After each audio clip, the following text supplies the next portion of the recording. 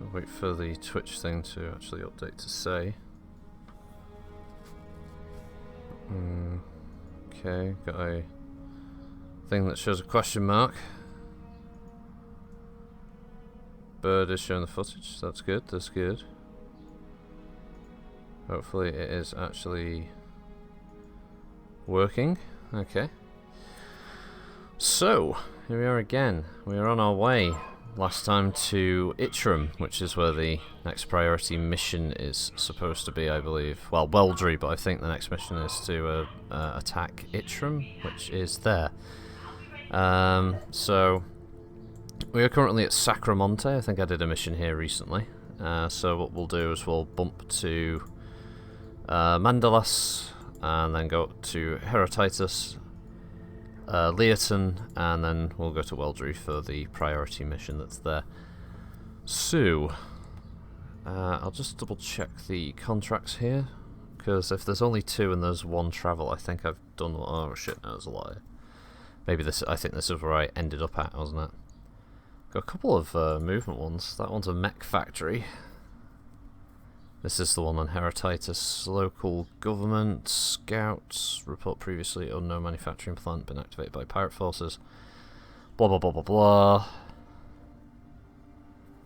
blah. Pride and Vanity. Capellans. Jesus, supply interdiction, ambush, convoy ambush. Yeah, I did 1 convoy ambush, I did not enjoy it. It was not an entertaining mission. It was pretty fucking brutal.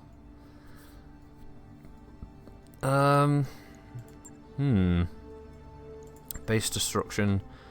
A drop interception. It says it's easy. Our local defense forces in the area are ill-equipped to handle lance and mechs, but with your aid we can ensure that the raid does minimal damage. Like you to intercept the Capellan lance and destroy it. You know what? We'll just get into this nice and easy. Slide into it like a nice, comfortable fucking pajama set or some shit. Right, here we go.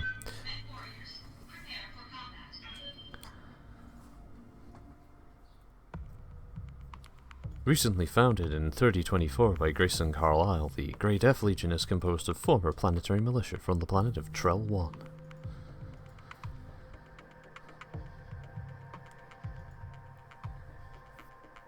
Oh, good old Trell 1, eh? I can't get enough of that Trell 1. Yeah. Grey Death, they're great, aren't they? Oh, yeah. Real fucking heroes. Like any of the Merc units out there.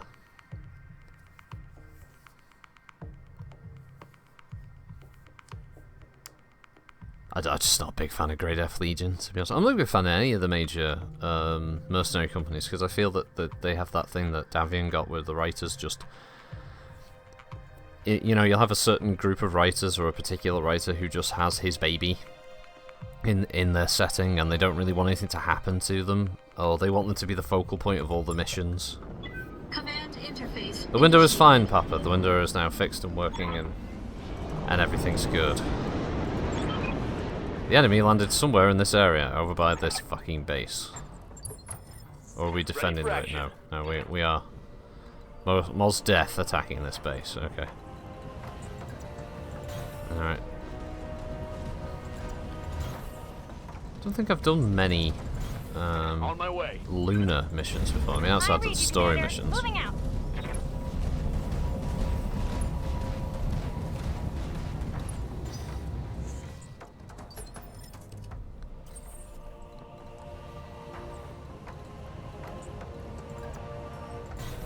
On the move. So what, Behemoth's got a good stride on. There we go, that's what I was waiting for. Alright, what do we got? What do we got? What do we got? 55 tonner.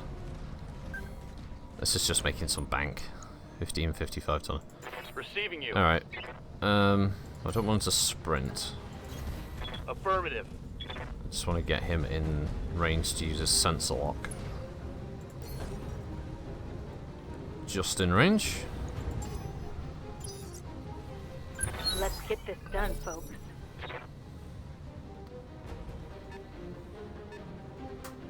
I mean, unless he wants to wander into visual, which he's done.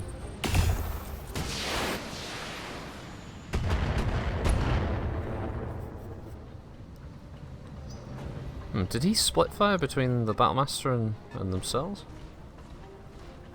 Let's CN9A. No, they didn't split fire.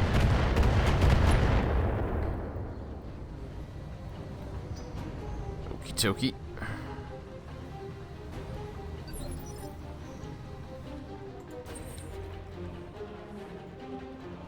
Well, I don't need to show myself, so we'll just have the LRM-5 focus on the Centurion.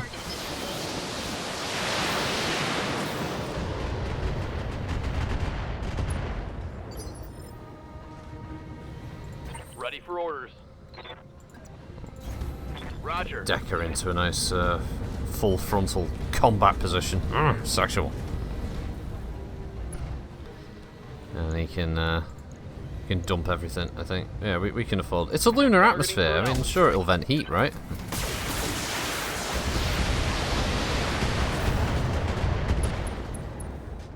Okay. Oh wow, got a head hit there. Target's taken a critical hit. All right. Good to go. Yep. There it gives a nice straight angle. Use that Gauss rifle.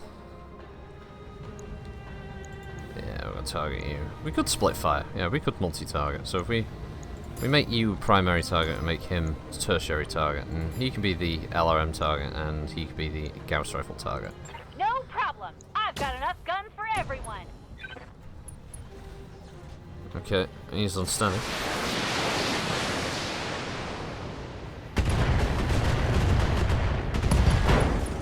The bits of the base just took a bit of a kick in from random LRM fire. Like it. What's up, boss? Got it.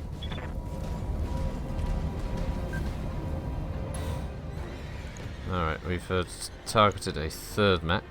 Yeah, I'd be surprised if it was just 2 mechs, to be honest. That would be a bit surprising. Yeah, I don't want to quite go that high on the heat, so we'll just use all the mediums and the SRM with machine guns in. He's already taken a head hit. He's just lost his leg. He's lost a side torso. He's going to fall over. That might KO him. Yeah, there we go. Pilot is down. Relatively intact Shadowhawk as well. The Centurion's getting the F out of dodge.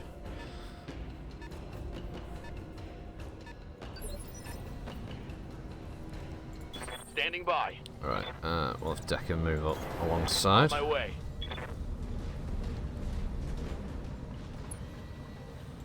And so we can lose a bit of heat. He can lock onto the Centurion for the next round of Got a LRM sensor fire. lock.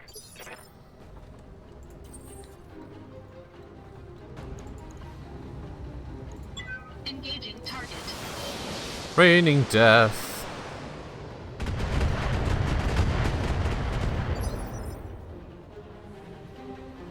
Waiting on you, Commander.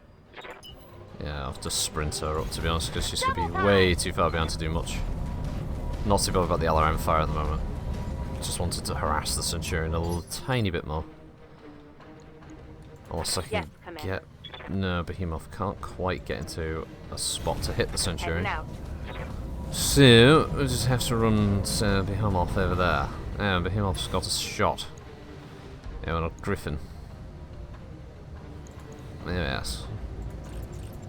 We'll drop everything from this shot, just use the PPC.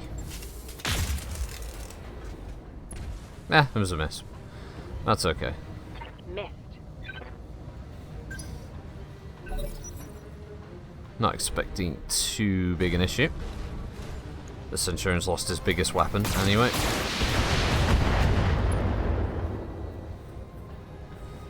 I'm showing minor damage.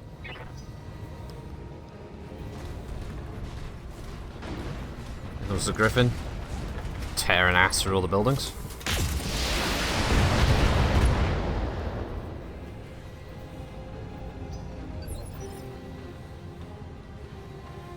Waiting for orders.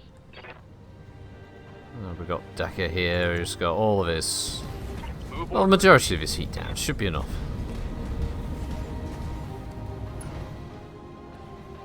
He's still got indirect capability, so...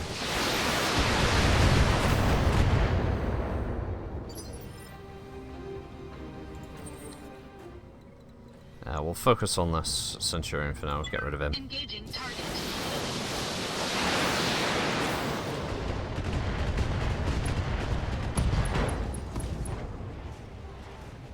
Enemy mech. Ouch. Critical damage detected. Ammo explosion. He's not having a good day. Commander. Waiting for orders. I don't know if can glitch get in a direct fire position.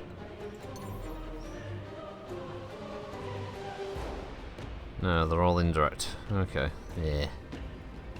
That kind of sucks. I leap. I soar. But who doesn't want to see a jumping Highlander, huh? Got it.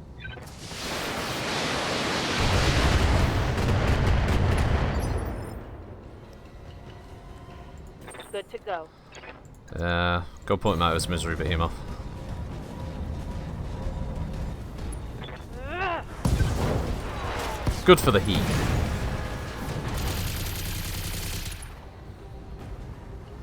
No, Adam Grayson, I do not think thinking is for the weak. Merely react.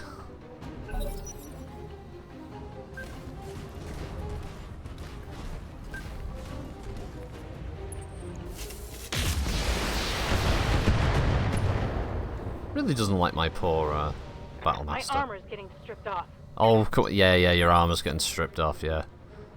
What's up, boss? On the move. How you doing anyway, Adam? How you doing? You having a good week, man?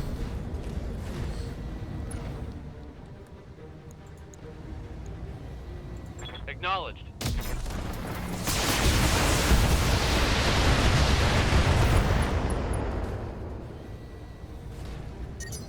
You got another head hit with those SRMs.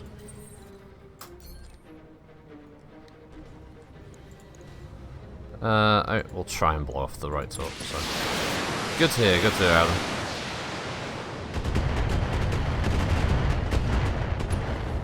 And how about yourself, Papa? How are you doing? You had a good week, man?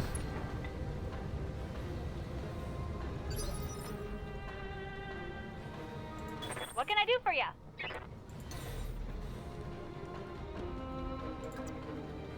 No sweat.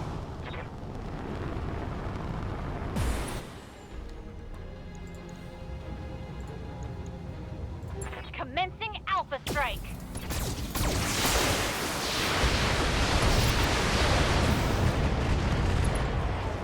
Oh yeah, the 4th of July, that was yesterday. Yes. Probably one of the reasons why there hasn't been any new mech packs made available on MWO Mercs. As I have to be honest, that is one of the few joys I have left for the game. Is seeing what the next mech is going to be. Alright, well, that was easy. We've got bits of a Griffin, bits of a Shadowhawk. I should check if there's any half-decent gear.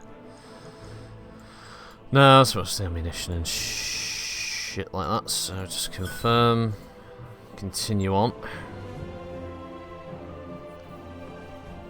It was about as stupidly easy as expected, but none of the missions are really the kind of missions I'd want to do, so I'm going to move on to our next. Oh, the mech warrior's gaining XP in the barracks, are they? I should go check that, shouldn't I? Yeah, okay, let's have a look. Oh yeah, maxed out, maxed out, maxed out, maxed out. Now you talking about these two? Oh yeah, they are actually getting XP now, I guess, because of the simulator.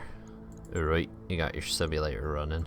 Training confirmed, Commander. Alright. Yes, Commander. Oh, how do we level up God? We'll put God's gunnery up. Training complete. There we go. So we can stop moaning at me now. What about ship upgrades? What's the next cheapest upgrade? 720? 2.2 million. Oh, 450, okay. 450. 550 and oh, 450 grand. Other mech bay 900 grand. 450 for automation, and finally 450 for the other pod. You know what? We haven't done a repair and refit one for a while, so we'll get the automated systems working in the mech lab. And in the meantime, let's set ourselves up to go to Mandalas. By your command. By your divine guidance.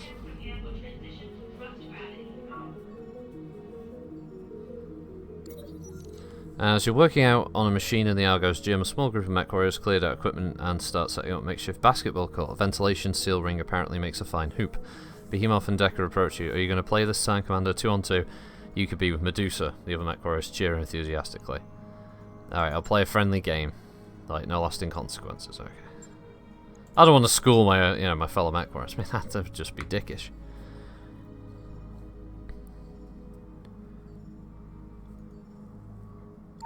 Network orders complete, boss. Top-notch work, if I may say so. Oh, that was a lot quicker than I expected it to be honest, for the ship upgrades. Okay, so that's the automation done. Should they have an arcade? Or a digital power grid could easily support a handful 2D and 3D games. Oh, hey Fitch, I used to put my ammunition in the legs, so you put them in torsos. Is the reason for that? Sorry Fitch, in MechWarrior or in Battletech? But I guess for either the answer would be because that's where the ammo normally is, so I just run the mechs as is, to be honest. It usually does make sense to me, like, how does the ammo travel through the leg into the side torso into the arm? It's one of those weird things that when they allow you to customize these things, I think they give you a little too much freedom. Yeah, go on then. That, Commander. I'll get the crew moving. We'll give the kids an arcade.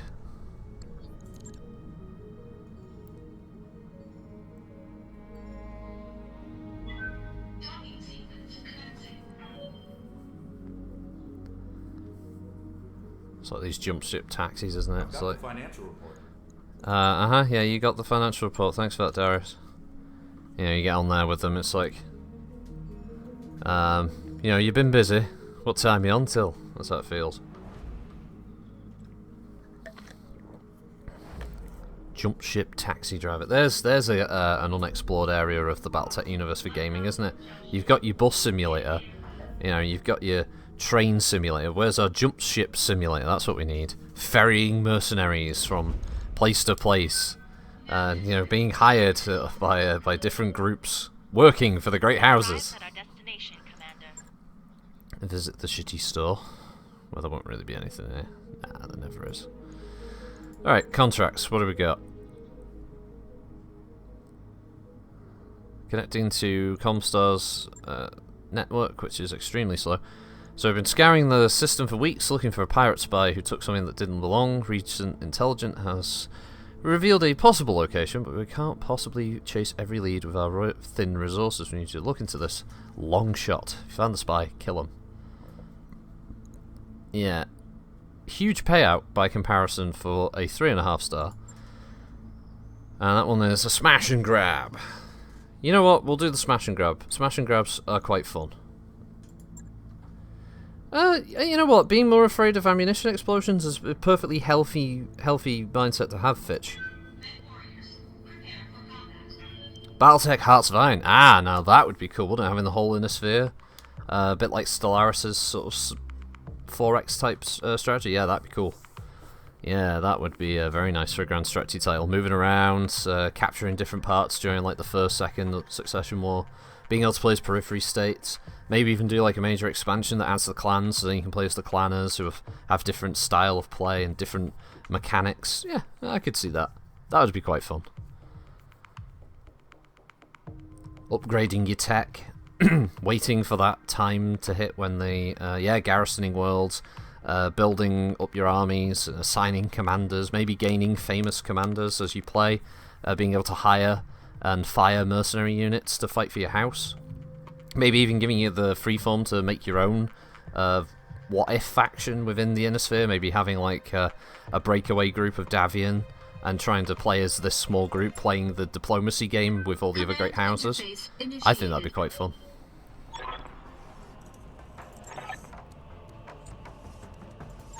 Alright, that's a big place. To be honest, I don't really know what I expected. It's got a lot of lights. Acknowledged. But it's alright, it's a raiding operation, so we're going to run with all the lights on. Aye, aye. As part of this fucking stealth raiding system we're doing here. Time to fly!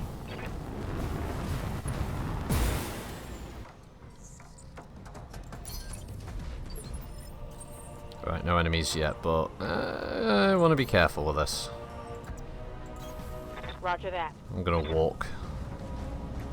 Let's get a little bit closer, because I like these missions because they do have one really nice benefit, and that is usually you don't get hit with reinforcements, and the units you end up coming up against can be tough, but they're not like unbelievably tough. Moving to position. Got it. There we go, there's Time to earn our contact. money. 85 tonner, that's a good start, that's a good start. Yes, Give them everything you've got. I would have liked it to have been an 80 tonner.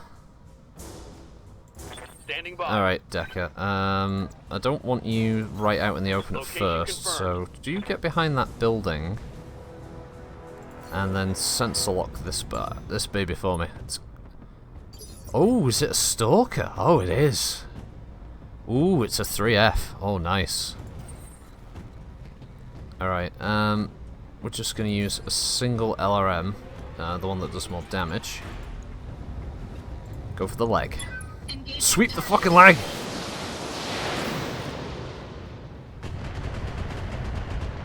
Yeah, it's a pity that the game hasn't just been patched to allow Lost Tech to very rarely appear in stores. I found that odd. I know that it might not be strictly within, but a lot of the stuff you're already doing in the game isn't What can I do for strictly ya? canon anyway. I mean, look at the state of things like brain will work in a minute. Jump jets on king crabs. Affirmative. It doesn't happen, does it?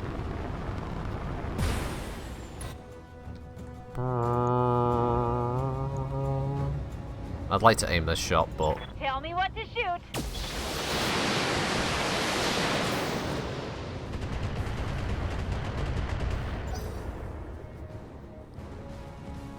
alright, here he comes. Here comes this big bastard. Oh man. Oh, he can see me.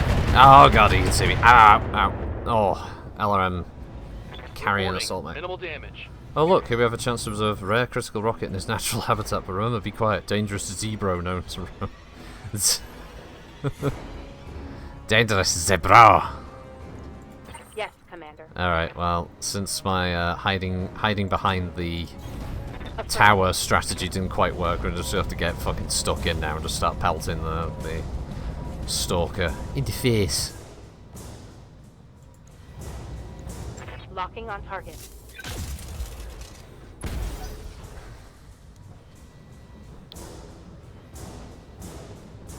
Alright, it's a very long enemy to. Ah, it's like more vehicles. Okay.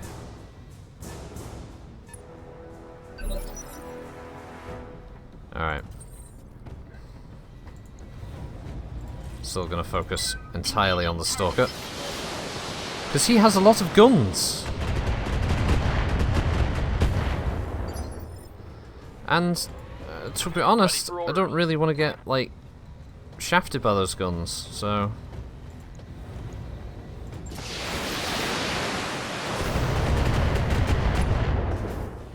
Plus, if I can unsteady him, that would be great. I'm actually going to move around this On my way. way. A little bit around the building this side. That was so cast. So he has to walk up to me to see me.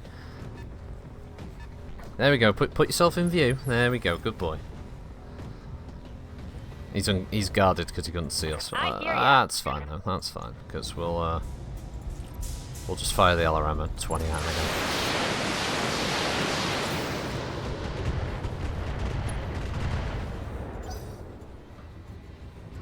I do play MWO in a unit, Fitch. Yes, I play MechWarrior Online in a unit called TOR, which stands for the Art of Warfare. Slightly cheesy, I know. No, they're a good bunch of lads, though. I've been with them for several years now, and we just play like a mandatory event on Sundays for a couple of hours, and we've got people are on generally every day of the week just playing. So yeah, I've been in that unit since MechWarrior Online was in closed Location beta. confirmed. Copy that.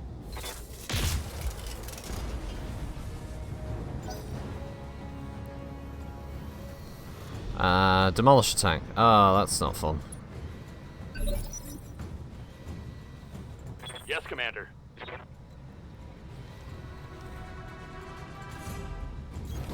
Roger. What league? Well, we're not really a competitive unit. We're more of a kind of casual unit. Which is, there are plans apparently by the guys in charge to go up to being a more competitive unit in the future. I'm the number one streamer of Battletech now. I don't know whether that's a bad thing or a good thing. Oh god. Engaging target. Yeah, ignore that building. LRMs can pass through them. The Lightning League! Alright, well there goes one of his large lasers. I mean, Enemy mech. Critical gotta be thankful for damage small detected. mercies, right? He's on fire. I don't think I've ever seen a mech on fire before. That is a lot of SRM fire. Or am I going to be up against Saw Boss? There's a power and it's going from deep inside of you. Got it. And every day it's reaching toward the light. And you know what you know, don't ever stand. Yeah, I don't know the rest of the lyric. I know that it's when the wheels get you there, things will turn out right. That hit something Do good. do do do do do do do. Fire zone, wheel warriors. Do do do do do do do. Waiting on you, Commander.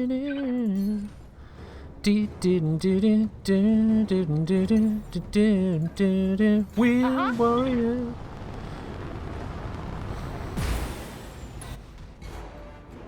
All right. Yeah, it'd be nice if PGI made more of an effort to get these kind of, you know, organized units a bit more of exposure out there, but they don't seem that interested. Sadly, this is a shame. There's a lot of dedicated folks out there for Mech Warrior Line competitive scene. Oh, man. Kitty is playing her own game, so you might have just heard her there. She's playing ukulele at the moment.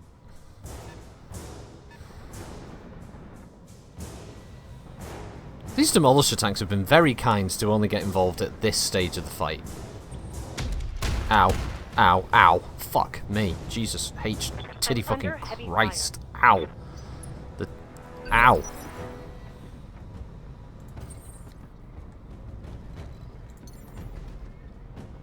Yeah, to be honest. Engaging jump jets.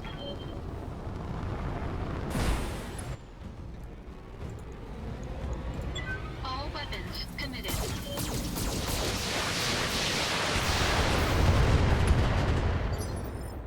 Can't really afford for that tank to get another shot like that, so I gotta really weaken it. On my way.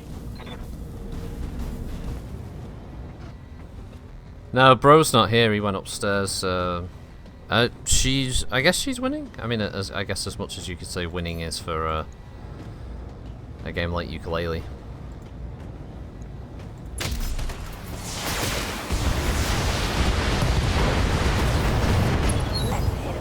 So I think what was left of that mech was a leg. So I'll probably get one piece of salvage.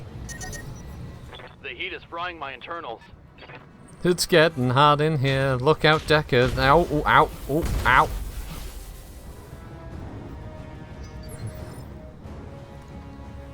Waiting for orders. Alright, okay. Really hope she doesn't miss. No problem. I've got enough guns for everyone. Okay, there we go. Thanks, Glitch.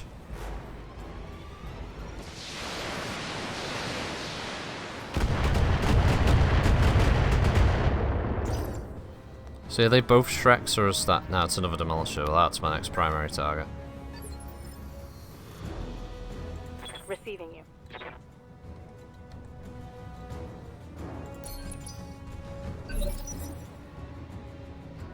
Commander? Alright. I think I to be honest, I probably just want to move him away. Coordinates received.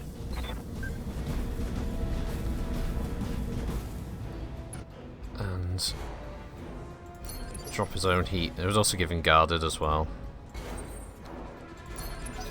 To be honest, everyone needs to drop heat, so yeah, just let them drive around into my field of view.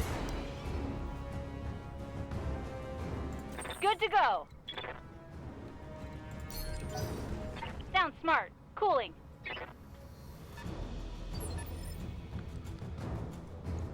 It's Ready the for ultimate orders. standoff. Holding here. Well, I mean, Orders. Decker can now just lock onto the vehicle, but Got a lock. Bracing for impact. Engaging target. raining death.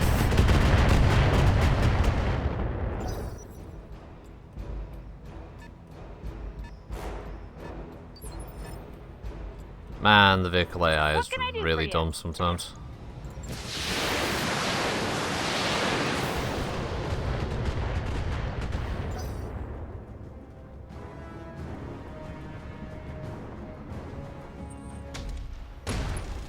Oh, not that dumb though. Critical hit. Alright. Now I think I'm in a good spot that I can walk up on the Demolisher and kill it Aye. outright.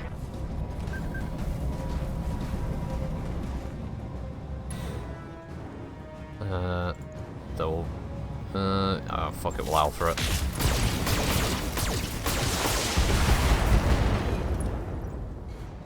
Gotta make sure that thing's dead. One more for the trashy.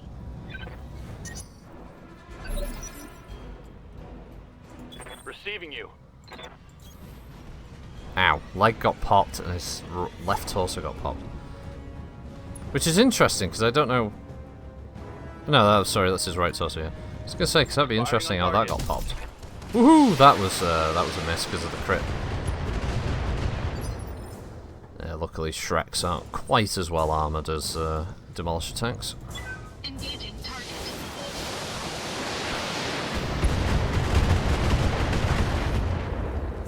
I like the last missile just went blunk straight away from the Enemy target. unit destroyed.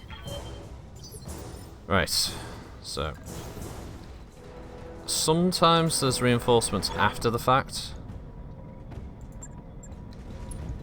Not all the time, but it does happen. Acknowledged. Don't need to tell me twice. Hello, fellow hoodlum. The asset is in hand, Commander. There we go. Good work. But that's why I like those missions, because you go to the enemy, there's very few enemies to encounter. I mean, it's how I got an Orion in the first bit. It's how I got a bunch of mechs, actually. Because the game does seem to generate pretty straightforward units. Ah, yeah, just have to repair that poor Orion. AC-20 for anti-vehicular purposes? Probably. As my one piece of a stalker, I'll take the Kali armor. Extra AC-20s for... In the far future, where I get a nice... Oh, a gyro, that's useful. And we'll have that as well. Yeah, in the far-flung future, when I get myself a nice king crab. Raised in 2930, McCarran's Armour Cavalry, the Big Mac, is one of the largest and most successful mercenary units in history. And they have a burning hatred of Davian. Oh god, you again with the fucking... The XP, man. Just leave it at. Receiving you. Good to go. What? Who's... What's up, boss? What am I supposed to do, Darius? Are you just going to keep telling me stuff now? Like, oh, they're gaining XP. Yes, they're gaining XP. Waiting for order. I can't spend any of it, so, you know, I can't give the XP to someone else, so shut up, Darius. Is there new Battletech story content being created? Oh, they did say in the What's Next post before 1.1 came out a while back, that further down the line they are going to be doing big content expansions, one or two of them. So I wouldn't be surprised if more story does get added going forward. It seems like a no-brainer, really. Since one of the main criticisms of the game is the fact that it's got relatively ho-hum story, or it's relatively short, so some people I think would be happy if they were to go ahead and give a new story, I guess. I don't know why I've gone to the hiring hall. Clicked the wrong thing here. Everyone's crap anyway.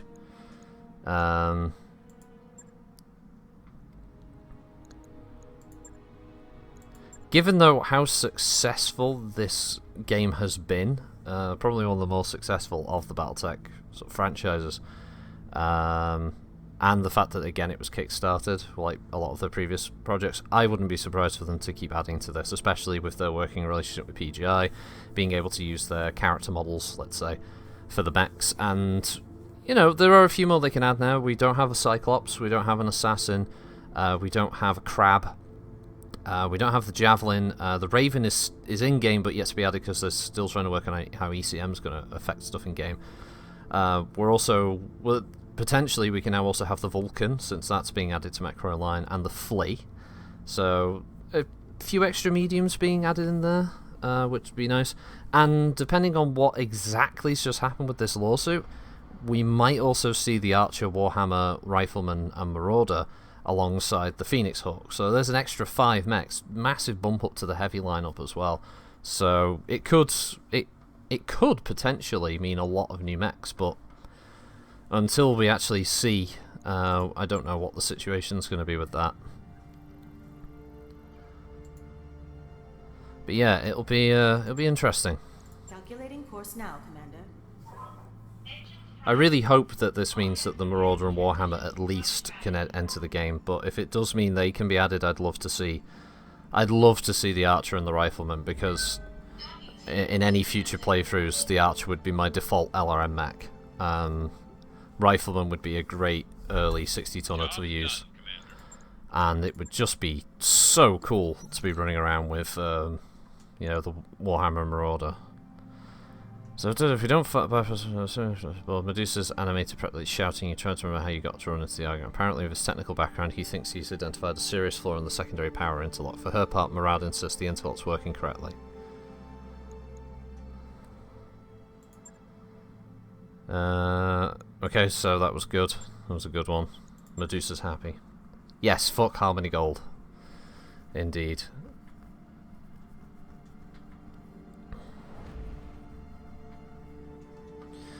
But I guess either today or tomorrow, hopefully PGI will announce their new mech pack, and who knows, that new mech pack, since it's likely to be an Innisphere mech, may be another Unseen. That might be why there wasn't one revealed over the weekend, or on Monday, or Tuesday, or Wednesday. So, have to wait and see. But I really do hope it is. What about the story from Catalyst? Are they producing it? Catalyst did announce that they're no longer on the hook for the lawsuit. They are perfectly fine to continue with what their plans were, so they will continue to produce content with their own new scene designs of the classics. So they're going to be going ahead. As far as I know, this also means that any of the model ideas that they were planning with the new scenes are probably going to go ahead at some point this year, maybe early next now. So yeah, Catalyst is fine. Not like I thought they were ever in trouble. And I mean, you've also got what is it?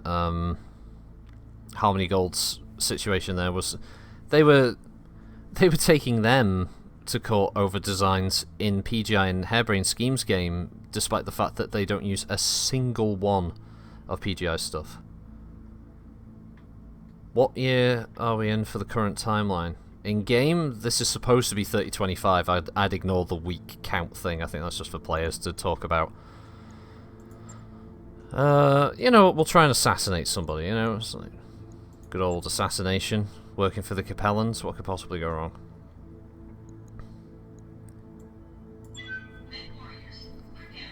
I think if they do a story campaign expansion, they might jump the timeline 3039. Maybe allowing you to get a few more extra bits and pieces in there, you know, maybe being able to actually buy or find ER larges and some of the more prototype or very early iteration of some of the newer gear, pulse lasers, that kind of thing. So double heat sinks becoming maybe a more regular piece of equipment.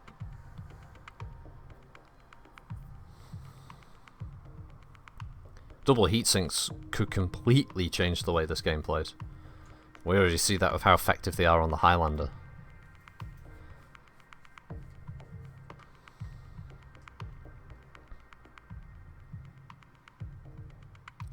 So, this one is a criminal. Hopefully their Give gear... them everything you've got.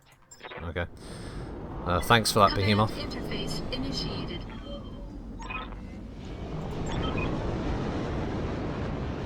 Okay, he's in a Jägermech. It's a tiny bit disappointed, but okay. I do like the fact it shows you the Jägermech. Destroy ambushes. Oh god, where are the ambushes then? Oh, this could get... Oh, they're behind me. Okay. I copy.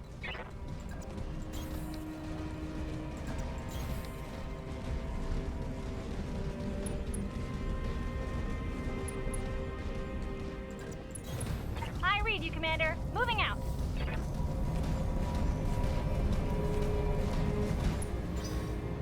Keep your eyes peeled, Commander. This looks like an ideal place for an ambush. What do you mean from a group of medium mechs speeding up behind me?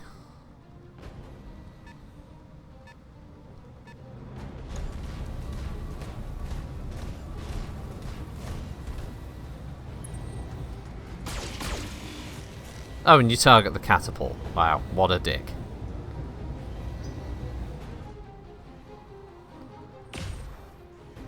Ow. Damage minimal.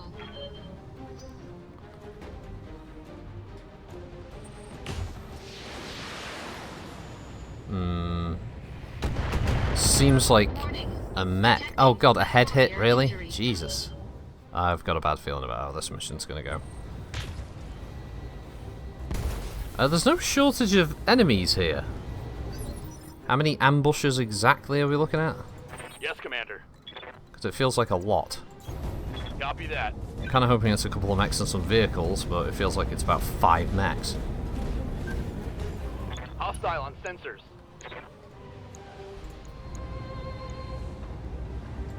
Well, I want you gone quick, so... Confirmed. Next warriors, show them what you've got.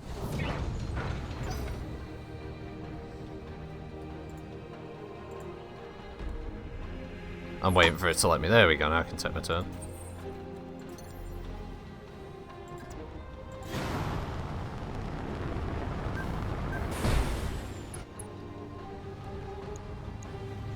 Ugh, okay.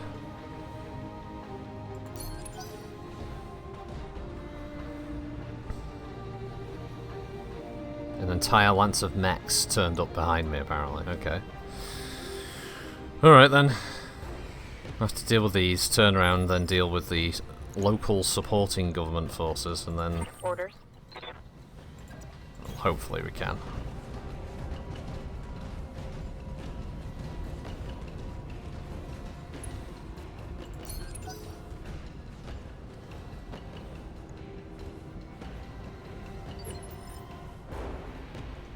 Waiting for orders.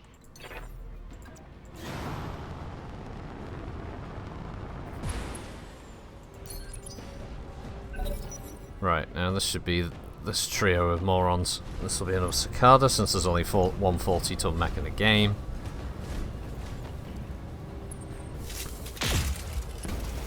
Ah, Jesus, they still keep hitting my catapult. Damage minimal. Alright.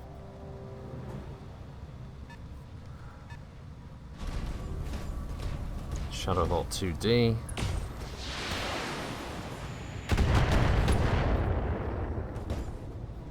And the last one had a PPC, so it's a Griffin.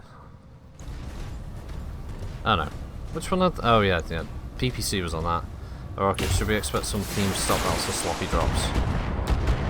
No, there's one race per week, Pincer, so it's going to be a season all month. So we'll do the race first, make sure that's done and out the way, and then it'll just be, yeah, we'll do a themed battle, then we'll probably do a team battle, and after that, yeah, go from there. Just whatever folks wanna do, really.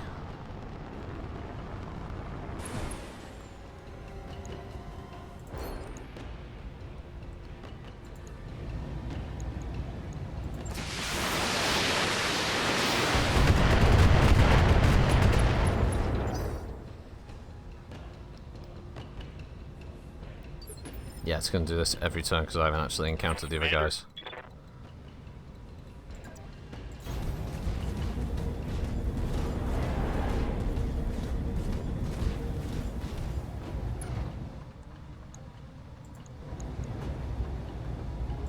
Firing all weapons.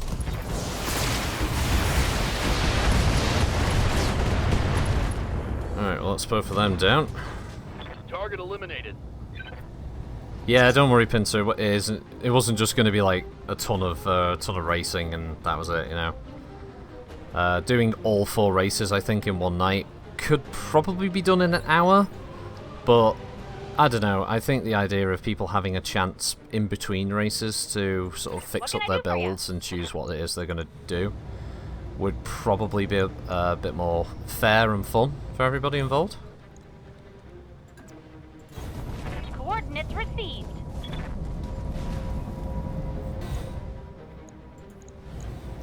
Because we don't want Spec Racer, you know, Irby to be a complete clusterfuck. Got it.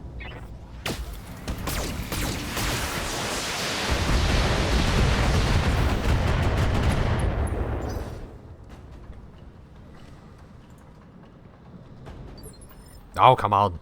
Stupid game. Yes, Commander. Moving out.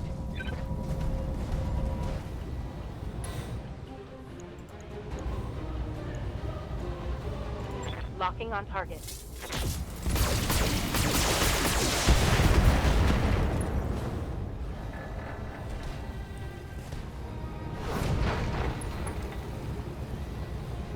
Alright, at least next round only the Shadowhawk will act, and he's got a lot of targets to choose from. He's running forwards, that's a mistake from the start.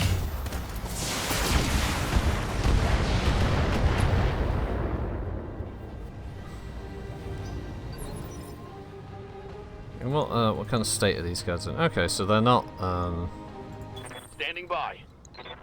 they're not complete noobs or anything.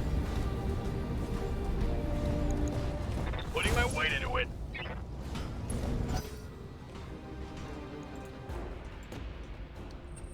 They're coming around the side. Uh-oh. Ow. Okay, that was bad. Okay, need to reposition then, since they finally moved up and caught up with us.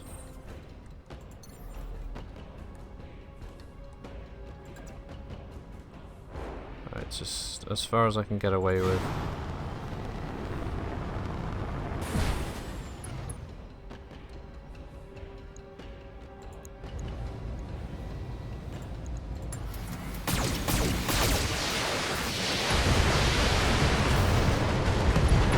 May as well just get rid of him while I can. Enemy mech destroyed.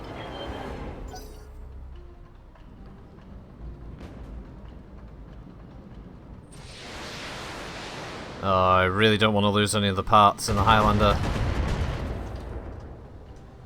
Come on. They're coming around the side. No, come on. Gauss rifle is indeed in danger. I just need to be able to jump jet. Damage minor. Come on. That must be all they have, right? Ah, phew. Commander?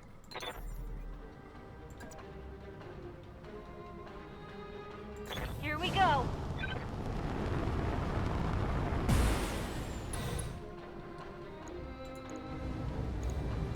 Got it.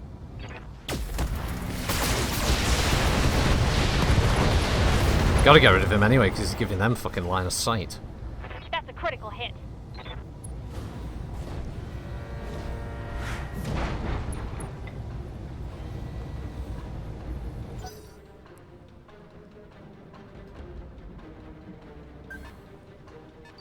Right, okay. What's up, boss? Location confirmed. Locked on for physical attack. Target. Right, that's the ambushes gone. And the machine guns, just for good measure. Ah. Hostile eliminated.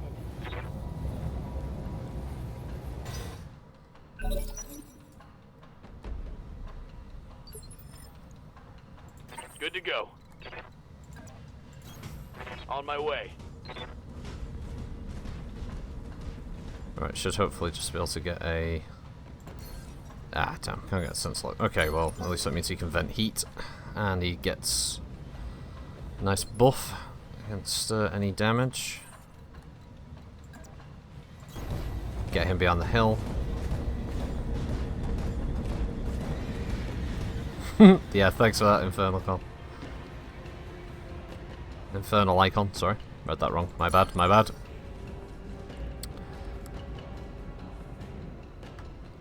Alright. I'm not expecting... Those vehicles aren't going to be heavy vehicles. Okay, alright, here's an 80 tonner. Right. Good to go. Right, Commander. Honestly, not what I expected. Yeah, machine guns to get the pilot as he was scrambling out the cockpit, yeah. That seems legit, doesn't it?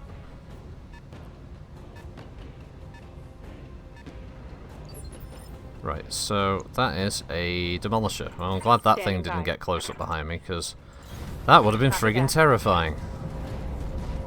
That would have torn up the Highlander, no problem.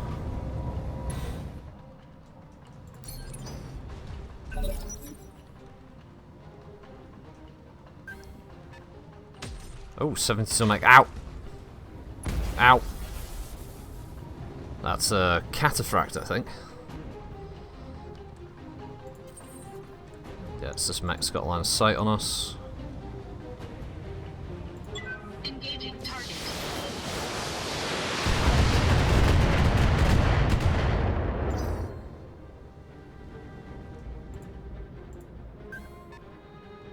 Striker.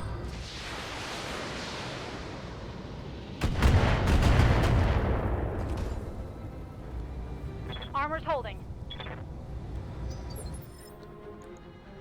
Ready for orders. Affirmative. Get him into that tree line, and hopefully he'll become the focus of the attacks. In the meantime, he can fire everything.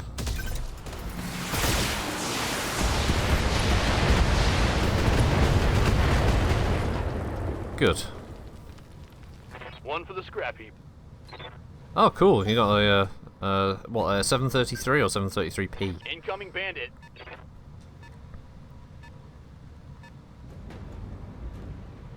Ah. Now the bloody striker's going to give them a line of sight.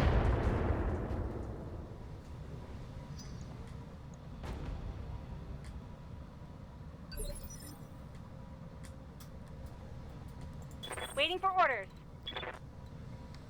Is that? Yeah, that's in the tree line. I just want to make sure that she's got a little bit of extra cover. Hey, sleepy boy.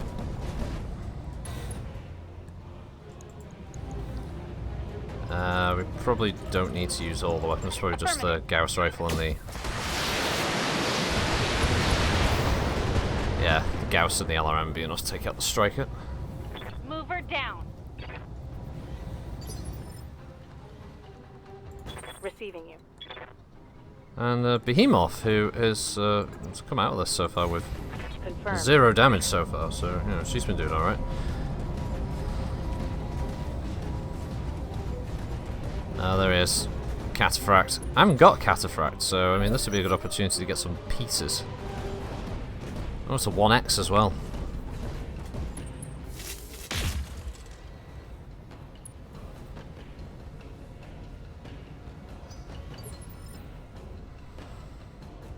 Orders.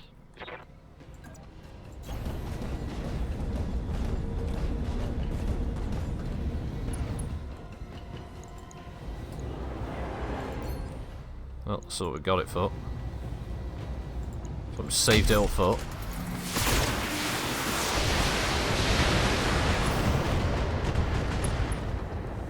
Oh, got a heatsink. That's not good for him. That hit something good.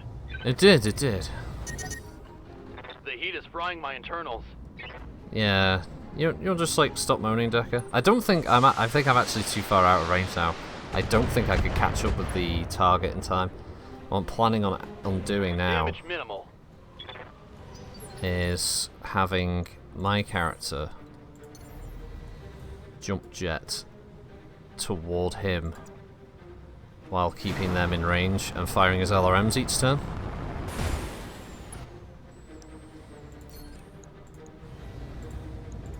Engaging target.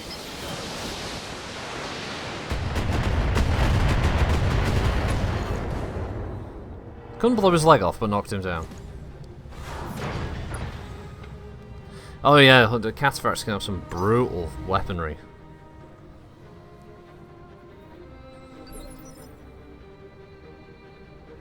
Commander? Affirmative.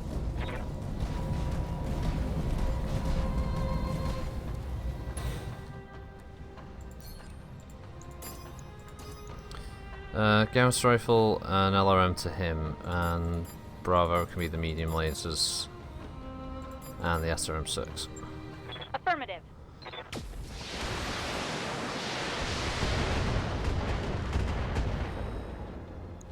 It's just a little bit of extra damage to him.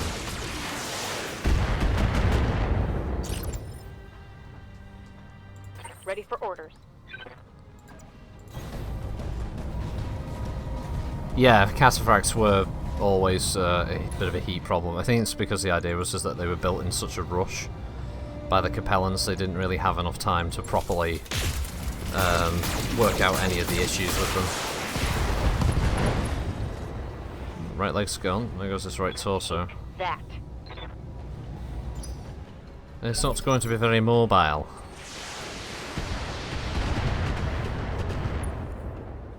Actually, next turn I think I'll have Behemoth sprint toward the Jaeger. So, it's another jump for me. Engaging jump jets.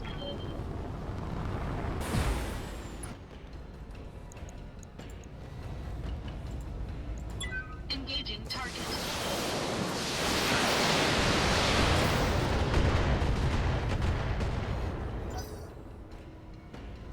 Right, so it'll be his turn to stand up, I'm guessing. Oh no, it's the Jaeger. Ooh, it's a Jaeger A as well. Wow, that was a lot of missiles. Whoa! Easy on the armor, buddy. Waiting for orders. Yeah, no, I'm trying to drop the heat. Alright, apparently the medium lasers... Apparently that medium laser... Oh yeah, the heat spike's ridiculous with them.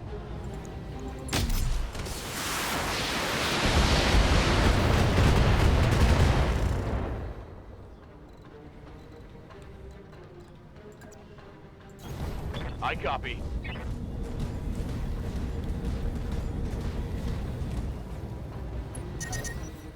I'm generating a lot of heat, Commander.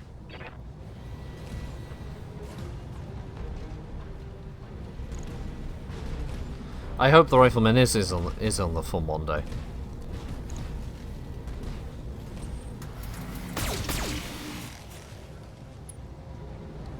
Ooh, big man. Good to go. Right, so he's over here.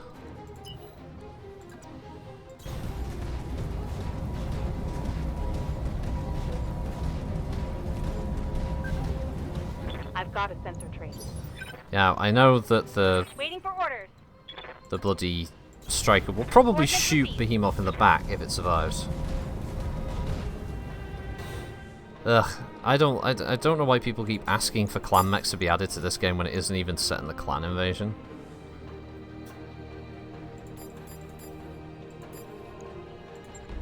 Roger that.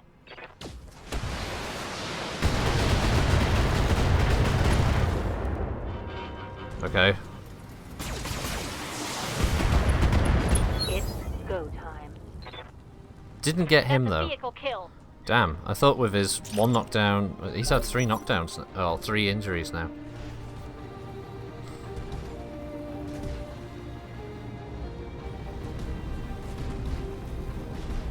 Yeah, he's going for Behemoth.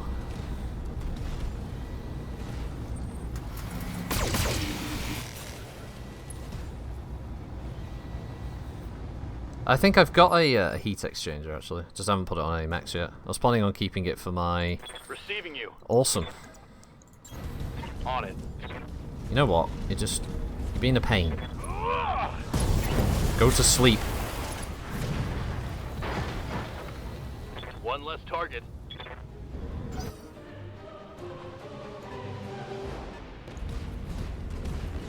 This might hurt. Oh no, he couldn't see us apparently.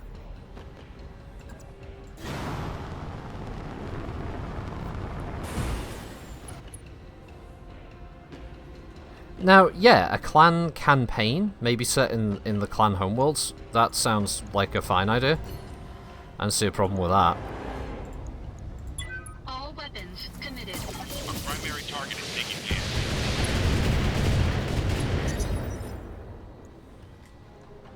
Waiting for orders.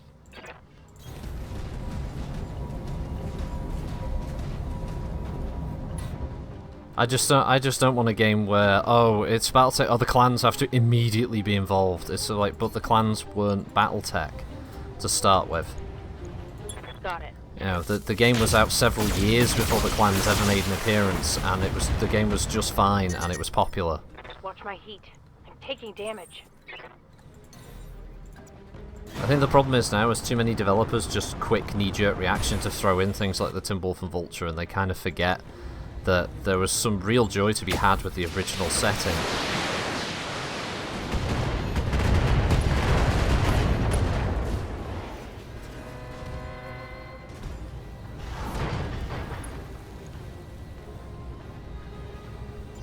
Our target is making a break for it. Oh, he's not running that fucking quick, is he? Not while he's on his arse.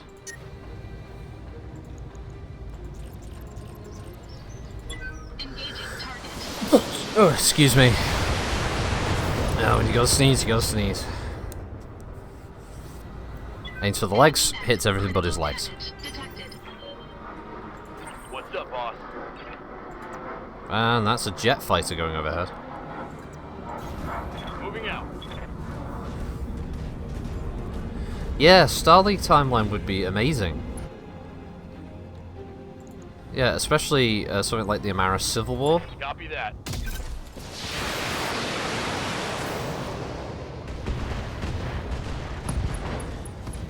So we've got his left torso now, but still not that Target's leg. taking a critical hit.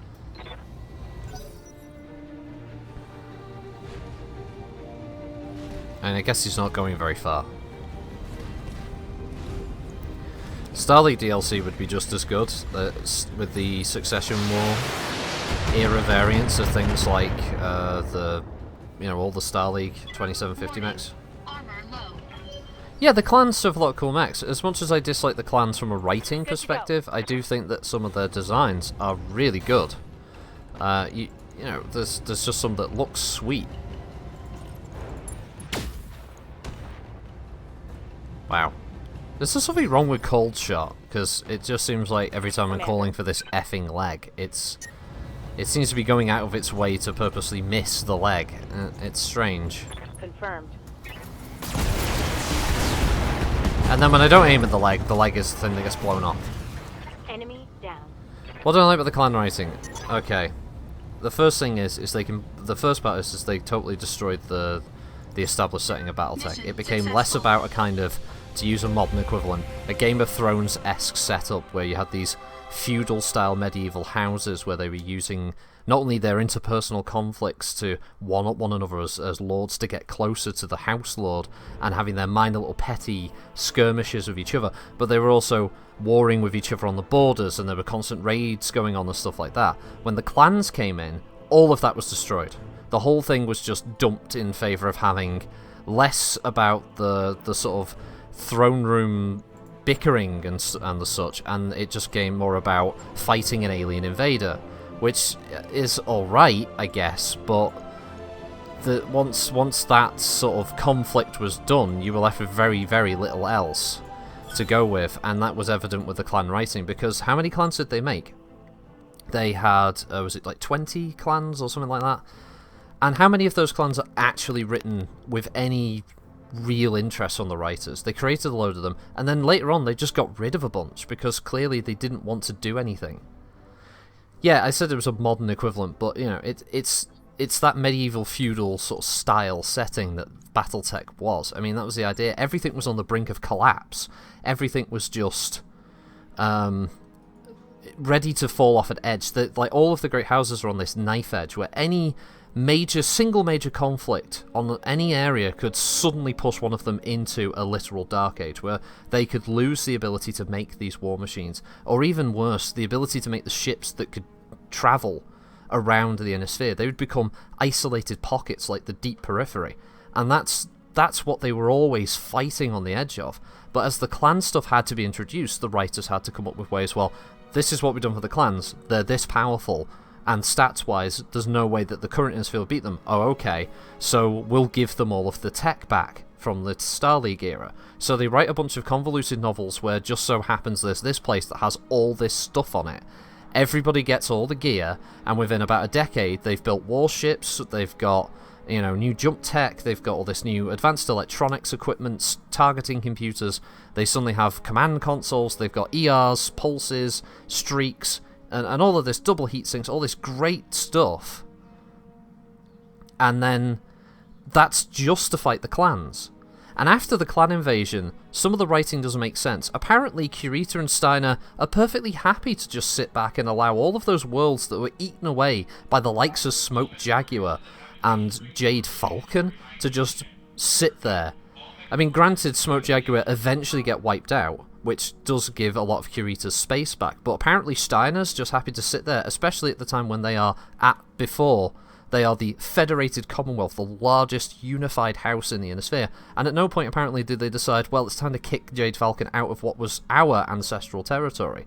No, the writers just, well, we need to keep Jade Falcon here because there has to now be clans in the Inner Sphere all the time. So, yeah, the writing sucks. And all of the things as well, apparently they're like Klingons in space. The clans are Mongolian-style raiders that have a society that isn't 100% fleshed out, doesn't 100% make a lot of sense. They like to use all these Mongolian terms, Kurultai, they've got their the name for their fucking armies, I forget what they're called now. Everything is all about, their Khan and their Grand Khan and all this stuff. And all of that, it's like, so Nicholas Kerensky had a book about Mongolians, and then he decided, everyone's going to become, the Mongolian horde in space. Well, if we look historically, they conquered a lot of territory, but they were shit at running a nation, because that is not what they were set up for. The Spartan Mongol culture, yeah, I mean, the warrior code ethic is perfectly fine. I mean, it's much better than what they did with the Mongol side of it, which doesn't really fit. It's strange, and it's just so bizarre that apparently this is what they thought would work. I don't know, it's just, for me, the clans have a lot of cool-looking tech, great-looking battle mechs. I'll never deny that the things like the Timberwolf and the Mad Dog Vulture, those designs are truly iconic of Battletech now, and will never, ever be replaced. It doesn't encompass the Star League message, yes. I guess that's sort of understandable because Nicholas doesn't want it to be like the Star League, he wants to make it in his own image. But then he forms it around animal Native American sort of spirit totem worship and Mongolian hordes. I don't know, seems a bit weird. You wouldn't want to base it on maybe another culture from Earth's history, but he wants to go like, no, you know what, I'm going to go truly old school with this. You know what, fuck it, let's just have human sacrifice. Probably someone stopped him at that point and went, nah, I don't really think we should do that. But, you know, was he just going to go full Aztec and start, we're going to build these ziggurats and we're going to put, like, babies on them and burn them for a god? It felt like the writing was going to go in that direction. I don't know, it's just strange. How I would have preferred it if I don't mind the invasion angle. It's like wrestling. I don't mind this idea, but I would have preferred it if it had been less like animal worshipping weirdness and more about a kind of twisted evil version of the Star League. Like they're bad guys through and through, right? They, I'm talking like Wolfenstein style bad guys where they're all like evil scientists and they've still got all the clan mechs. They just would have a different name essentially. And that's what it would focus around. It would be them coming back to retake the inner sphere because as far as they're concerned it's rightfully theirs, you know, kind of thing. And they start attacking and it fucks up loads of the inner sphere and they have to unite to fight off this new evil Star League. I'm not saying that they should come back and maybe, you know, they've got like Robo Kerensky and his head is in a jar and it's on top of an atlas going, ah ha ha, you pitiful mech warriors will die, you know, kind of thing. I don't expect it to be like that. Job's done, Commander. But I just think like an evil Star League that maybe have their own new houses like House Kerensky, House de Chevalier, House such, you know, named after famous leaders of the Star League in exile. They've come back and they have their own bickering that they deal with behind the scenes, and they've got all the new tech because, yeah, they left with all these scientists and stuff from the Star League era, so they've just improved on the tech. MechWarrior 2 did, yeah. MechWarrior 2 brought it into a much more mainstream appeal, where it went from being a tabletop, you know, like a tabletop war game with a really, really great background. Now it became this amazing arcade/sim shooter. And MechWarrior 2 is one of those great PC games. And the cool thing about MechWarrior 2 was it was balanced, because it was clan v clan. So that was fine. I wasn't exposed to the clans first, though. I was exposed to the Inner Sphere first, because my brother had the original box set that had the cardboard counters that you pushed into the really badly designed black plastic bases. And so he used to run battles, and I could pick whatever mech I wanted. I was about 4, by the way, when this was happening. So, and he would always pick a Locust, and that way I'd win. You know, so I'd feel happy that the mech I picked would win. And I didn't even know what I was picking. I was just picking mechs, you know, because I picked what looked good on the card. And that was how I got into Battletech. So all of those original mechs are part of what I grew up with from a very young age. I felt like the reason Star League left was to preserve what it stood for. The clans kept the tech, but not the ideals. Yeah, I get it's an interesting idea. That's why I thought maybe not the clans, but a twisted, dark version of the Star League is that they left with the hope that they could make a new home for themselves, away from the bickering great houses. But what they came back with was a twisted, darker version that, over the centuries of isolation, they became more militant and more, well, you know, more sort of fascist in their style and their views, and everything was very well ordered and actually, but it was a brutal regime, and that's what they were going to bring back. And that would have made, I know it would have been cliche, yes, space Nazis, but it certainly, I think, is better from a character standpoint than space Mongols. You know, we already have that with the Klingons, and let's face it, the Klingons don't make a lot of sense in Star Trek if everything is about honor.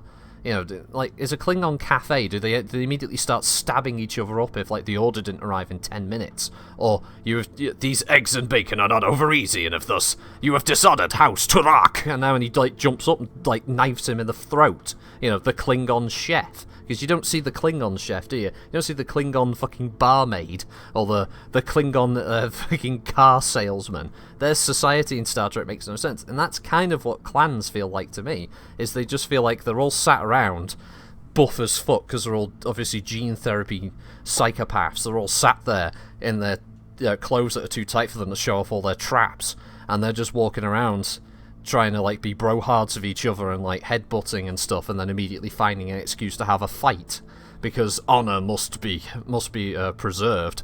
Meanwhile, the scientist class are all just sat there playing World of Warcraft, presumably, and then you've got the engineers who are just building the mechs so they can be left alone, and everyone else below them, which is the merchants and the, I forget what the other ones are called, are just the poor fuckers who just have to, you know, make coffee or something for somebody. Why don't I like Davian? Davian, I like this symbol. It's about the only thing I like about Davian. House Davian they're like John Cena in wrestling. They get everything that's good. They never get beat, right? They 99% of the time, if they're involved in something, Davian wins because they're the good guys, supposedly. Though I don't think any of the great houses are out and out good guys. I think a majority of the great houses are quite rightly out for themselves. They've got their own agendas, and thus no one is really nice. I mean, even the periphery states are are like that. Yeah, they just battle each other. They're just petty, and all they want to do is gain power. Davian just annoys me because they're just written as the good guys, but they are pure assholes. The same as House Kirita to the north, House Capella to the west. You know, the Turians next to them, the fucking and the across to them in the northwest. The Steiners just the same. No great house. No one in the Innisphere are good guys, but they're written like they're good guys, and that's what's annoying about it, because it's like, no, you're not good guys, you're bad guys, the same as all the others, don't you pretend. Bad Davian, bad Davian. So yeah, that's how I view them anyway. You know what I'm going to do? I'm going to save here, because I'm yakking too much. I'm not doing enough gameplay, which I do apologise for, folks. I'm sure for some it's probably interesting to hear me rant, maybe. But I'm sure others are sat there going, come on, just do a fucking level. Ugh. So we're gonna do this battle. They're the best of what's available. I don't know, are they? That's the thing. Is their society any more or less free than any of the others? If they were all about freedom and everything else and equality, why do they want to invade the Turin Concordat? Why do they want to take territory off them? You know, because the Turians aren't attacking Davian. You know, by comparison to maybe Kirita and Lao, they might not be as harsh politically, but it's not to say Davian aren't sneaky fuckers. I mean, remember the Fourth Succession War and what they did to Capella, where they basically launched a surprise attack and invaded a shitload of their systems. In DC Universe, there's a race with similar warriors, honor culture. They make great beer served in 5 bottles per 2 people and fighting for the death of the last is encouraged. You see, it's now put for laughs. That's amazing. That's great. That is a fantastic idea. It's just a little comedy piece. It's amazing, but it doesn't make any sense, does it, from a societal standpoint? Can you imagine that, like, say in Scotland, that was the case, where they had to fight over the last Drambuie. You know, you get 5 bottles, but the last one, you know, a Scot dies every day trying to fight for the last Drambuie. It's ridiculous, and no society would last. Because eventually people are just going to go, I'm fucking tired of having to, like, get a drink with my friend, but then I lose him because I have to stab him in the face. I imagine the clans like that. I mean, do the clans have friendships, or are they just sort of like, yeah, well, we're friends for now until the next trial for promotion comes up, and then I'm gonna fuck you over, Scott, in accounting. Yeah, that's what's gonna happen to you. I never liked Scott in accounting. He always had his eye on my favourite 2C Battletech. I've got something. She's got something. It's crabs.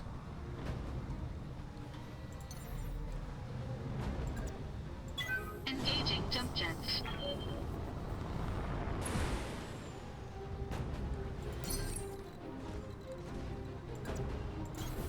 Copy that. Uh-huh. Honestly, if we're looking for a bad guy, by the way, in the Battletech universe, outside of the clans, Let's get this done, folks. it's Comstar. Comstar are the worst. I mean, these guys are specifically going out of their way to keep the great houses in the technological dark age, because they want to hoard all of that tech for themselves. And as we all know, their ultimate goal is to, well, kick all of the great houses' asses, and and then basically invade the Innisphere and you know, make a new great house, basically a new Star League in Comstar's image. There's plenty of stories about the Comguards attacking periphery states, great house facilities and stuff, if there was ever a discovery. One of the stories is about finding, I think they find a jump ship or something, or a warship in the periphery, and a group of white fighters I hear ya. appear and attack them, and basically Here we go. kick the shit out of them. No, well, no, Sleepy, I don't think it was them specifically. I mean, yes, Comstar's thingy light, I forget what it's called, did make contact with the clans, but I think the clans were always planning on coming anyway. I think just Outbound Lights unfortunate discovery Orders? of the clans a little early just sped that up. But let's face it, the clans were always going to come back narratively. That was their Holding intention. here. Especially with the likes of Smokejag, who were gunning for a battle with somebody.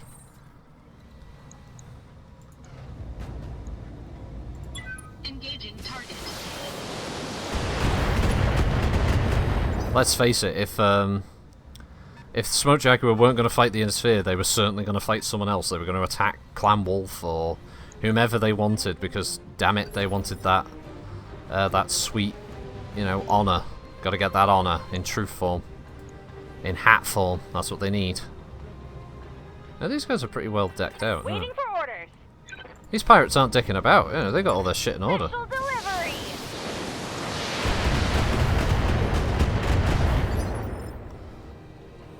What's up, boss? Still, though, you gotta love stupid right down. stupid AI who's just gonna come in piecemeal now.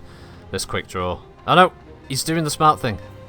This is not what happened on a mission I didn't stream when I got this Battlemaster. Was I had a hill and I was just running left and right around them, and because they couldn't see me, but I kept using sensor lock, I just burnt them down with LRF fire. It was so much fun. The 75-ton is interesting. I'm hoping it's a Black Knight. Not like I'll get salvage of this Black Knight, but yeah, a man can dream. Oh yes, a man can dream. Engaging target.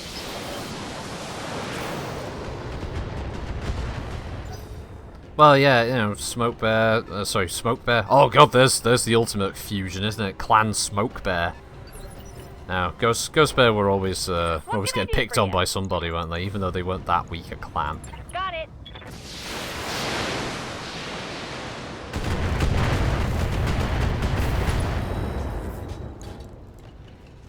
There's more where that came from. There was, or is, or could possibly be. Waiting for orders. Acknowledged. Alright, well, the quick draw has certainly learnt his lesson. Oh no, he hasn't. I spoke too soon, folks. I gave him a little too much credit.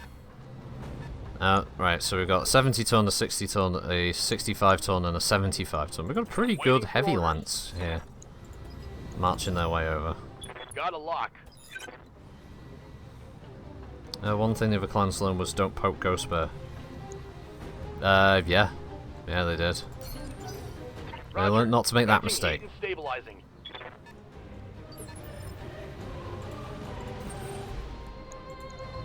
I mean, I suppose if I was forced to pick a clan, it's probably one of the Wardens. It's either going to be Novacat or Steel Viper.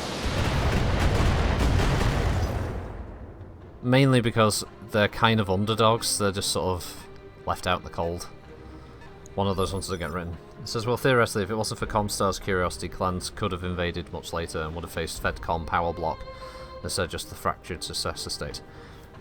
That was a bit of a writing issue I had with the whole clan invasion anyway, was apparently not only were Marek and Lau just sort of like, yeah, I'm sure they've got it, but none of the southern periphery states were like, if they invade and beat the Inner Sphere, what chance do we have? I thought this would have been a great narrative chance to have written a great unifying of the successor states in the periphery, sort of maybe even temporarily forming a Star League of old to fight against the invaders. Standing by. Instead, apparently Marek and Lau just sit back. Sensors locked on. Just kind of like, yeah, don't worry. Stabilizing. I'm sure Davian and Steiner and then Kirita, they got this, right? Like, we're all confident of this, guys, and everyone's sort of like, yeah, sort of nodding their heads, yeah, I'm pretty sure. Engaging target. This quick draw pilot's like, Jesus Christ, guys, give me some help. I'm getting my ship pushed in here. Why are none of you, like, moving up? Critical damage. I'm taking all the hits. Actually, the enemy AI here, I think, perfectly represents your average MWO team, where you've got one player who's trying to move up and spot for his team, and the rest of his team are just sort of like, I'm not going over the hill. I'm gonna sit here and camp. He's sort of like, you fucking what? Don't camp. Right, well. No problem. Cat's out the bag now. Hopefully I can cripple this quick draw. There we go. Right. Quick draw's out. He never fired a shot.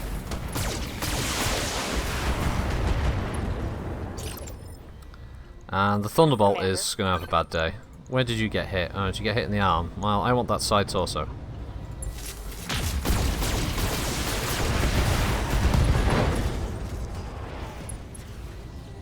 Did that hurt? Yeah, that hurt, didn't it? Yeah, Ghostbusters Legacy, yeah. I never got to play that for a long time because... Oh god, when I was playing MechWarrior 2, that was on my brother's PC, and that was his P75 when the Pentium was like brand new and slick. I've called this video Itrim is my paradise, and I don't think I'm going to make it to Itrim before I have to go. Oh well. Engaging target. I think if nothing else, everybody, we've had a great conversation about the clans and Battletech in general. I really enjoyed this one because of that. You know what's nice is actually have a conversation about Battletech, which is something MechWarrior just doesn't do. Receiving you.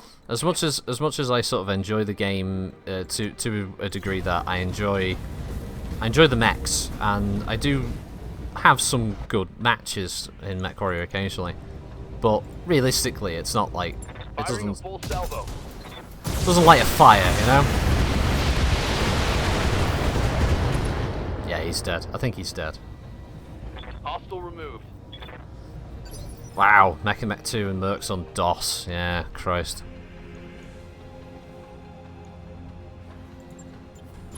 Roger that. Digging in. Got it. Alright, who's next? 70 tonner, come on. Good to go. Got a lock. Ah, yes, Grasshopper. Hunkering down. It's an Orion. He's dead, Jim. Yep. Oh, I see. Picking on the lightest mech.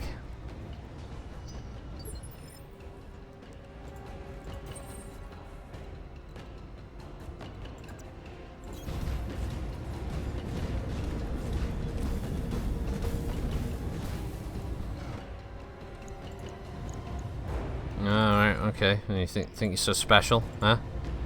Yeah. Yeah, well, I've got a high heat alpha for you, bitch. All weapons committed.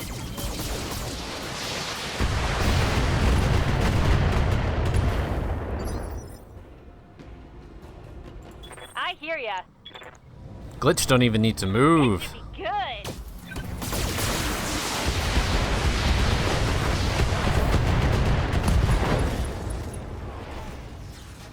Yeah, critical hit. Ammo explosion. Dial Ready for tone. orders. Straight up melee attacks from a Battlemaster. I don't think any of the clans are really the normal ones. I mean, you have to be a little bit touched, to be honest, to believe half the shit that they believe. I think out of all the clans, the normal ones were Wolverine. They were the ones who went, this is insane. Like, we gotta get the fuck out of here. Like, they were the ones who went, nah, I'm not sticking around for this. This is fucking mental. And they almost got killed for it. They almost got completely wiped out for it. Most of them did get killed for it. Why is it saying only 50% of the enemy units are destroyed? Oh yeah, sorry, yeah, I thought that Orion was dead, because I'm an idiot.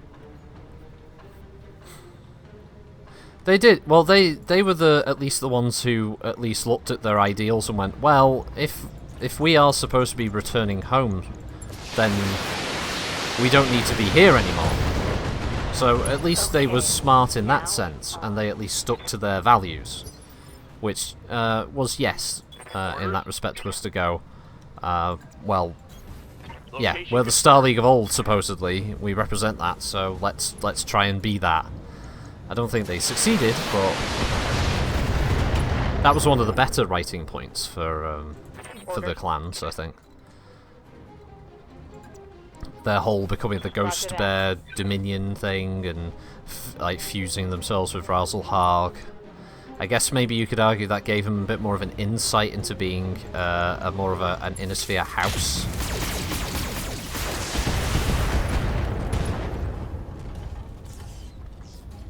Scored a critical hit.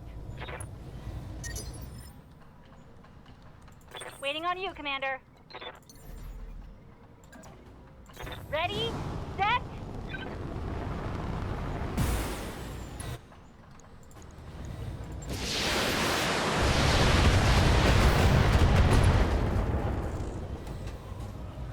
Want some more, huh? Oh well, the stuff in the Lore Warrior video is stuff from the books. I mean, that's one of the points I always wanted to make with the Lore Warrior series, is that I don't make those with my own writing. I don't read the stuff and then go, right, I'm going to merge these two bits. I find the information in the original books and I use that, and that's how I've always run Lore Warrior.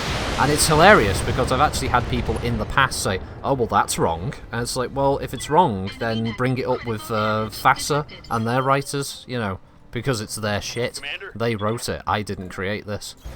Roger that. So yeah, if the intention is of the writing to make Ghostbear sound a bit less psycho, then yeah, that is probably what they intended to do with the group.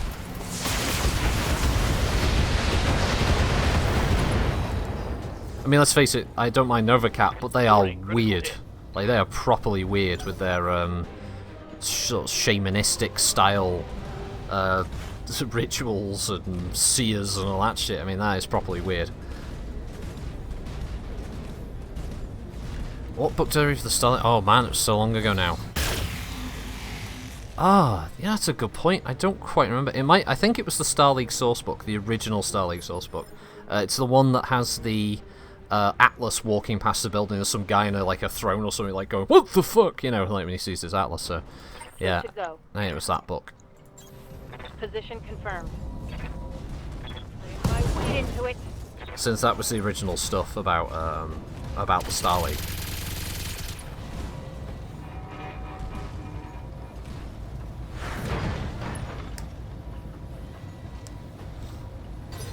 The clan stuff came from a mix of the Waiting for orders. Wolf source book, which had a bit more of the actual background of the clans themselves. Oh, we can get PDF for that book for a lot cheaper. I'm using all of my brother's original books. Uh-huh. Which, admittedly, some of them are not in great shape. Because they were used a lot when he was gaming with his friends, so... Yeah. Someone was really kind in the States. They shipped me a pretty much pristine copy of Technical Readout 3025 and Technical Readout 2750 for free. That was pretty cool. So I've been using those when it comes to doing some of the Lore Warriors about the other mechs. Especially the mechs that, sadly, probably won't be seen in MWO. I've been using one of the Mercenaries books for that series. The Solaris one, I've been using the original Player's Guide from the Solaris of the Game World box set that came out. So it's the red book with the Atlas on the front. Original Technical Readout 3050 is a great book. It's the only downside with that book is that it has so little write-ups about each mech. It's a real shame, because it has some really good art. Really nice updated artwork for a lot of the packs.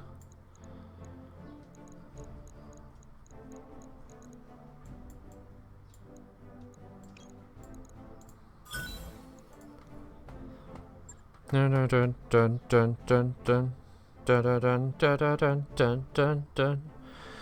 Oh, I'll tell you one thing though, after I've done this stream I've got to record chassis videos for the Executioner, Kodiak and Direwolf. I thought I may as well get them all done in one day. And that means the next 3 weeks I'm covered. Oh yeah. But then, what is it? Oh yeah, this week will be the Hellfire, won't it? Right, so I've got a spare 5 SS, so we can go to the shop, which totally won't take forever to load up.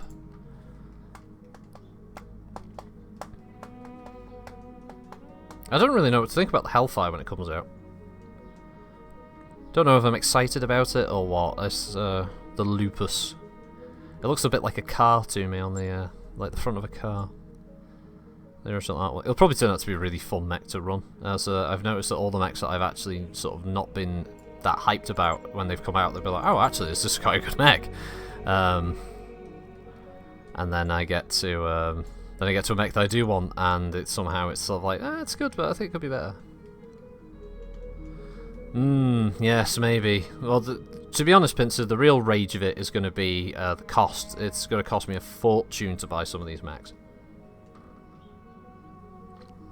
Especially any of the ones that have CT hip mounts, because I have to buy the mech to use it. Hey! God. I don't mind the Executioner, though. I think some of them have got good builds. The Executioner C, though, is pretty bad, but I don't know. I'll make it work.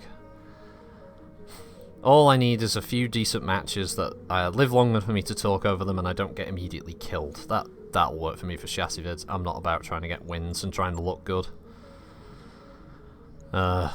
What's the point? You just end up putting yourself up on a pedestal, and then when you do shit, people like call you out on it, don't they? It's like, well, you're really good in your videos, so I watch you live and you're terrible. Like, yeah. Calculating course now, Commander. Engines prime. All hands prepare for transition to thrust gravity. Sorry, die a whale. Hate leads to Varak, indeed. Yeah, last week's stream with Varak Yoda, that was slightly worrying. I don't know if he's going to be on this Friday. He hasn't given me any indication that he won't be there, but God, if we do that Alamo game mode again, Jesus, I hope we can. I'll have to set some ground rules for that. I might have to make that one stock mode if we do that again, because those Urbies with airstrikes and shitloads of guns is a bit anti-Alamo, you know. Mech Warrior versus Gundam. They've all got like lightsabers and shit, and they can move a lot quicker. Well, pacing blah, blah, blah. God, he's fiddling with stock LRM, a jumbled pile of loose wires. Yeah, share the ideas with Yang, you bloody idiot.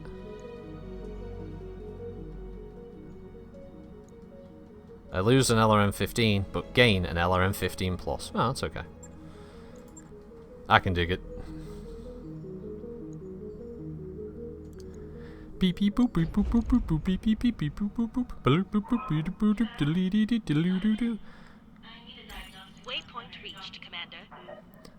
Well, since it's the restoration, right? They'll have loads of cool stuff. No, they got nothing in the store for me. No.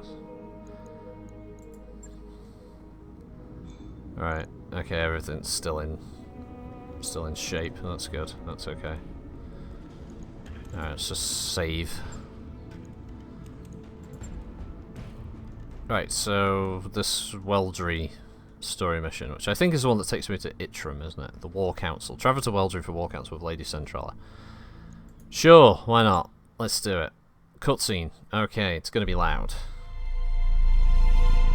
And I promise you that our forces are maintaining a firm upper hand against this false restoration. So I guess Espinosa's daughter got away then, right? Of our newfound allies in the Taurian Concordat. Just today, those allies, led by the heroic Commodore Samuel Ostergaard, liberated my own daughter, Victoria, from insurgent captivity. Hey, how you doing, babe? And though the fight was hard, our new friends won the day through the strength of their courage and the virtue of their purpose. Soon, we will end this war. And when we do, we will turn our attention back to the expansion of our industry and the betterment of our people. Long live the Taurian Concordat, and long live the Oregon Directorate! The Concordat. What? It's a Concordat. Concordat. What the fuck? Weird pronunciations. They'll be like, well, do they speak like Belters in The Expanse? What's going on here? Right, Anna Maria, I summoned you here to discuss long-term strategy, but we have a crisis to address. You've seen my uncle's broadcast. What Osterhard did to Lord Corrosus. What his soldiers are still doing to the people of Smithon. I am honour bound to ride to their defence. Kamei, you've got much bigger things to worry about than Smithon. I won't mince words. Your cause is very nearly lost. With only a small fraction of their fleet, the Turians have dramatically outgunned you. Given the chance, the Iberia alone could break your army in two. You're talking about my people, Lady Centrella. I know full well what we're up against, so let's talk about how we're going to win this. Not through direct confrontation. If you let Osterhard bait you into attacking him on Smithon, you will die, as will Lady Arano. This isn't hyperbole, Camille. You will die if you take the field against him, and your restoration will perish with you. What would you counsel me to do then? Nothing? Would you have me sit on my hands while a Turian butcher murders the people I've sworn to protect? I would advise you to lead your army wisely, and to stay out of battles you cannot win. Camille, listen to me. There is still hope, but you won't find it on the battlefield. The alliance between the Turians and the Directorate is tenuous, far more so than they would have you believe. Protector Calderon knows what kind of man your uncle is. We could turn allies into enemies if we play our cards right. Calderon is supposed to be a sharp guy. It doesn't take a genius to see that trusting a usurper is a dangerous move. No, it doesn't, and even as we speak, my agents are digging for information that will open a rift between our enemies. For what it's worth, I am confident they will find it. But none of this will mean anything if you let Osterhard goad you into a suicidal charge. So I beg you, ignore him and stay away. She can't do that, Lady Centrella. If you'd been here before we liberated this system, if you'd seen the things we'd seen, you'd know better to ask. I appreciate the advice, Anna Maria, but were I to follow it, the Oregon people would lose faith in me, and they'd be right to do so. I owe it to them to be better than that, and so I will fight, but not in the way that our enemies expect. Tell me what you mean. Osterhard expects me to deploy my army against his forces on Smithon, to lead from the front as I have in our battles with the Directorate. You convince me that this is a risk I cannot take, and so if he expects me to come at him with a hammer, I will use a scalpel. I trust that your company is up to the task, Rocket? My company alone against a Turian assault force? That'll be an adventure. That it will, and I'll be guiding you on the comms every step of the way. You have my answer, Anna Maria. I won't take the field myself, and I won't redirect my army, but I'll be damned if I let Osterhard's troops slaughter my people without a fight. Your mercenaries have been one key advantage in this war, Camille. By doing this, you're putting them at grave risk, but if your heart is set on returning to Smithon, I'm powerless to stop you. Instead, I'll wish you good luck and take my leave. I'll be in touch when my agents know more, but please, Camille, stay safe. I don't know if I can stabilize the Reach without you. I won't let Osterhard kill me, Anna Maria. I promise. Lady Arana's contract to repel the assault on Smithon is ready for review in the command center. We should follow up when you think we're ready. This is not the mission I was expecting. Smithon Defense. Proceed to Smithon, protect the field from the Turians. Early reports suggest a tight battlefield, and because of this we recommend a lance loadout that strikes a balance of mobility, durability, and firepower. Further details will be provided on arrival. We all saw what the Turians did to Lord Carosus, to his entire palace. They haven't stopped there. They're butchering the people of Smithon, and we're going to stop them. Yeah, you tell them, man. I'm amazed HBS didn't use any of the books from the classic Battletech period for the game's story. Probably because those books are... There's probably a rights issue with those books, it wouldn't surprise me. But, you know, with the ability to use the universe, you can create any number of stories. It says it's a 3? Roger that, Commander. We'll try this. This is to be the last mission of the stream. Seems like a good one to end on, doesn't it? Of course, we've got to get the financial report. I can't fucking wait for the financial report. Please, tell me. Ah, wow, thanks, Darius. Ah, man, you demand, Darius. I love those financial reports. Man, they make me so happy. Anyway, here we go. Jump ship time.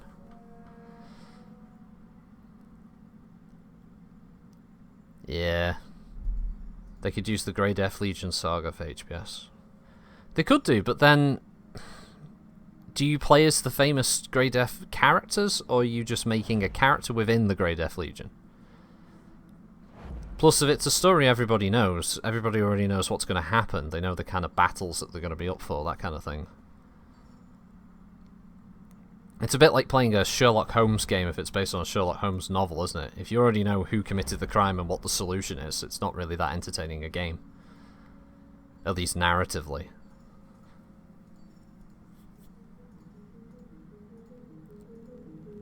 I know that the original Kickstarter goals for this involved having a cameo from certain famous characters, because I know we were supposed to meet the Black Widow, we were supposed to meet Grey Death Legion, and a few other famous mercenary units. You were supposed to even come up against them in some missions, but all of that was stripped out for launch.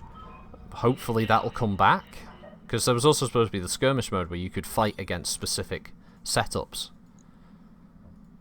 Yeah, let's proceed with the contract. I mean, win, lose or draw, I could just reload it and try it again another time. This seems to have enough durability, mobility and firepower to handle it. It'll be fine. Long-range weapons like PPCs and LRMs suffer an aim penalty when fired at short range. You know, the reason they're probably taken out is the issue with the Marauder and the Warhammer. If you look at a lot of those famous lances, they usually have quite a few unseens in their force. Marauders and Warhammers are particularly popular, so yeah, I wouldn't be surprised if that's the reason they got removed. DLC, maybe. Although I think that would piss off a lot of the Kickstarter backers if they were to appear as DLC. At least a paid DLC. If they're free, I don't think people will give a shit. If they're like paid for DLC, that's just going to annoy everybody. Doesn't matter how much in the term of good press you get for your release. If you start nickel and diming your Kickstarter backers, they're going to really fucking revolt on you. So protect the Corrosus dropships. At least 2 must survive. Protect the docking pads, fuel reservoirs. Why does this sound like it's going to be one of those missions where the things I'm supposed to protect are like miles away from each other and they attack from all sides? So the spaceport in front of you is packed wall to wall with civilians, most of them refugees from the capital. The Turians have been targeting them as combatants, and I need your help to keep them safe until we can evac.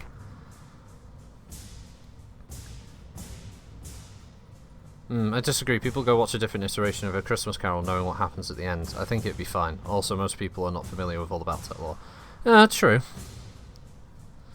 We have 3 of Lord Corrosus dropships en route to assist with the evacuation. The captain of each will call in on approach. Shepherd 1 will be heading for docking pad Alpha, Shepherd 2 pad Charlie. Shepherd 3 is heading for Bravo. You'll need to keep the enemy eyes on you and away from the pads. Above all, you'll need to keep them from firing on the docking pads reservoirs while the dropships are being loaded. Any hostiles that you fail to engage will almost certainly target the fuel tanks.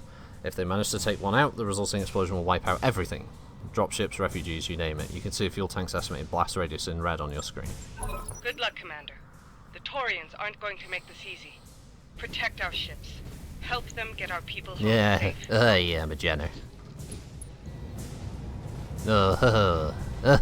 Magena.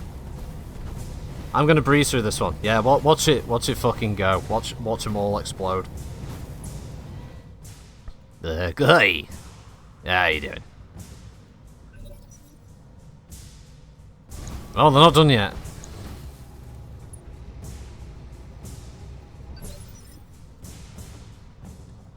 Commander? Vegeta? Hey, Vegeta. Hey, Vegeta. What does the scouter say about his power level? It says it's over 9,000!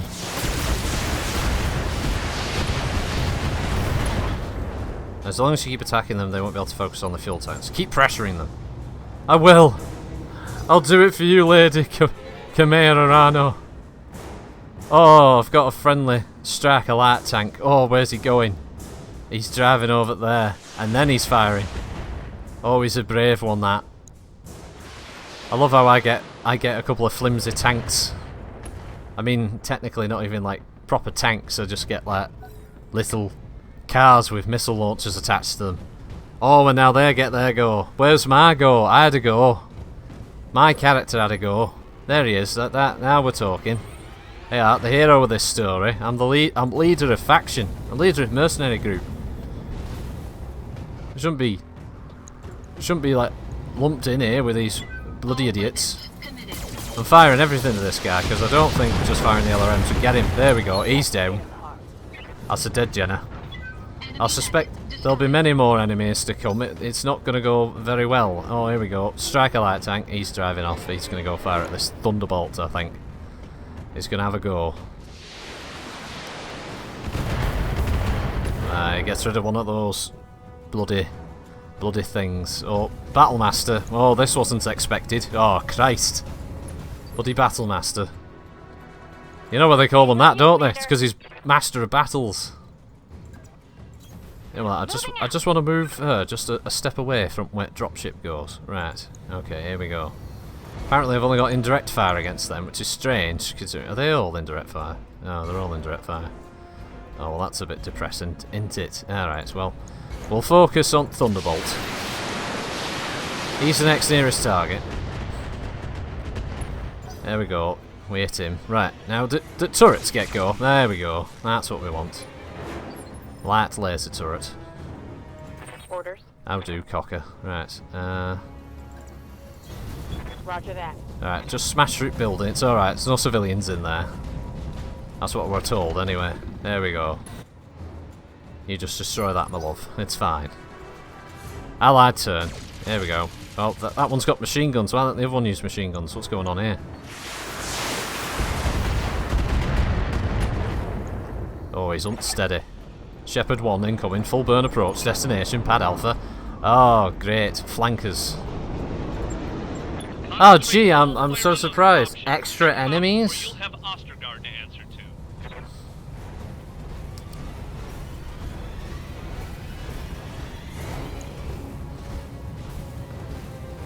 Is the Jenna ever going to stop walking? Oh, there we go.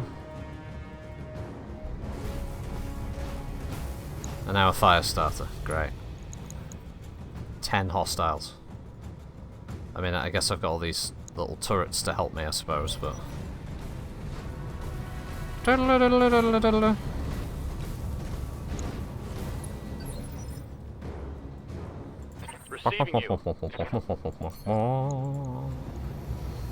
Bog. Now let's see how you Bog.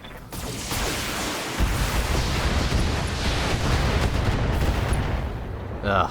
You didn't have the common decency to die, did you? Alright.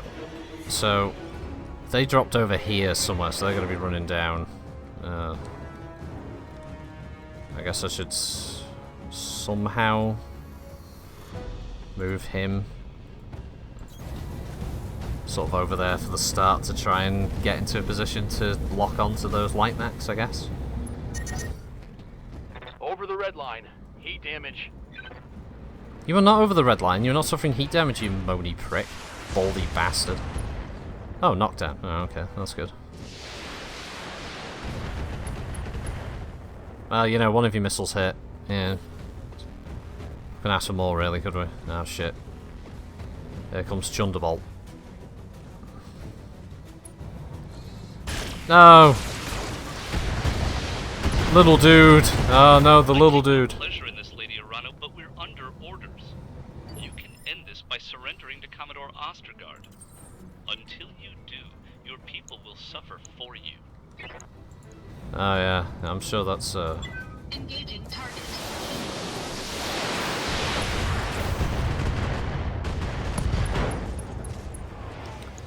Ooh, it looks like you lost your right torso there, buddy. Your ammo exploded, that can't be good for you. Oh, it's a flamer turret. Okay.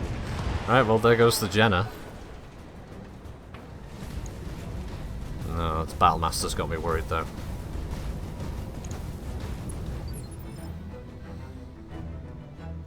Good to go. Tally ho, we're good to go. Fuck you, Commencing Thunderbolt. Alpha strike.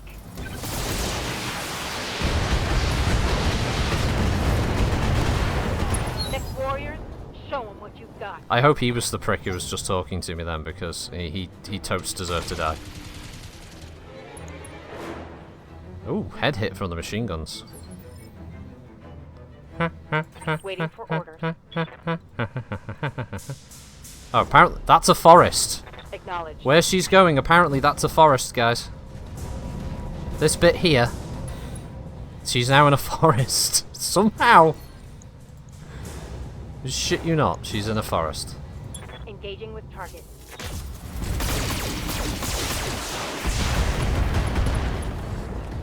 You know, we opened up his arm. Critical hit, Commander. got a heat sink, so and battle masters are notoriously heat intensive. Oh, that's right in his spine.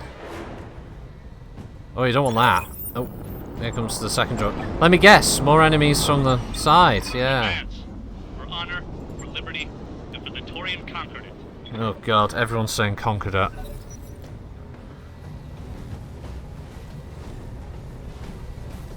For love, liberty, and unicorns.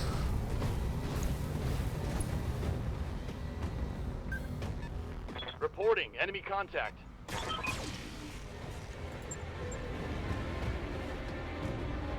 Yeah, don't worry. I've totally got it. I've totally got it with those guys. I mean, to be honest, I kind of do want to see the dropship explode, but no, okay.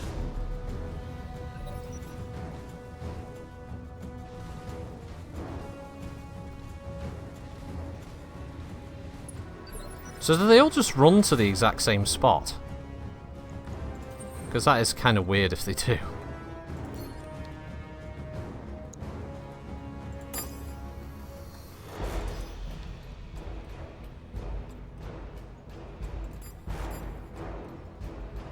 It's not the best, but I've got to do something, haven't I?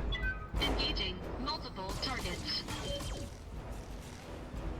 Yeah, that was absolutely pathetic.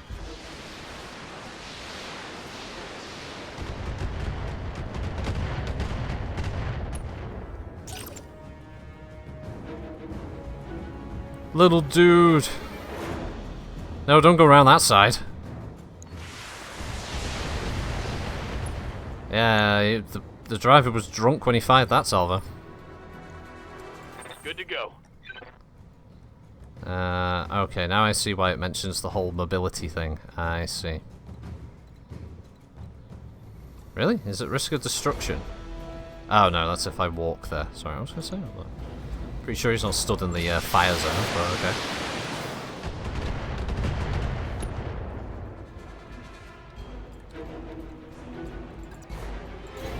I copy.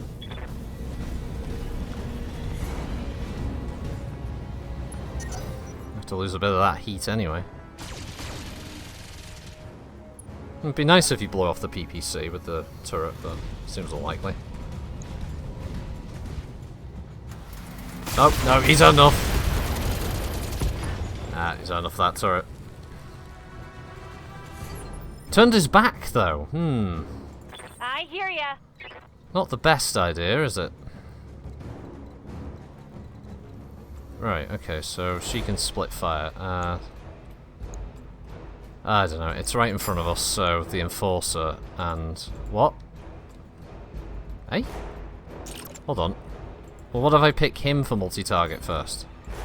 Oh, okay. Not acceptable. What can I do for ya? I would like you to adjust slightly that way. Now it works, okay. Well, B's gonna get all of that, and Alpha's gonna get all that. Breaching shot, 75% chance hit, okay. No problem. I've got enough guns for everyone.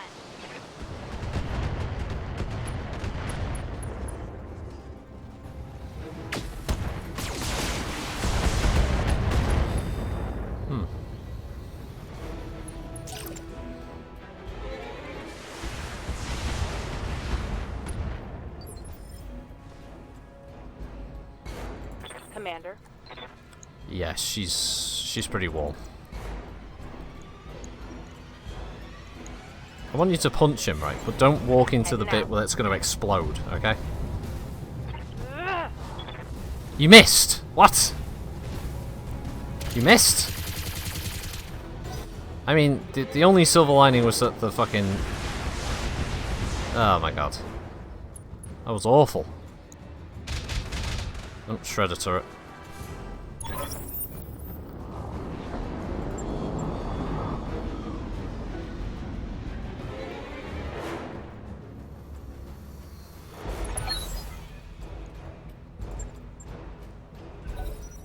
Payload secure, they're preparing for launch, nothing to worry about.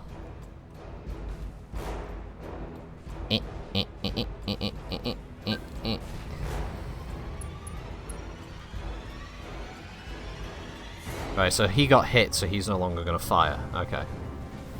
He's going to try and... Well, he is. There's no... He's going to try. I mean, he is going to shoot the Battlemaster. Bloody fire starters. Alright, now Spooder is going to have an unhindered shot. He's going to shoot the fuel tank.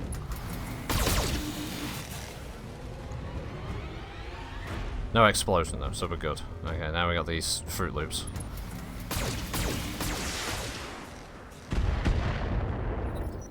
Ugh.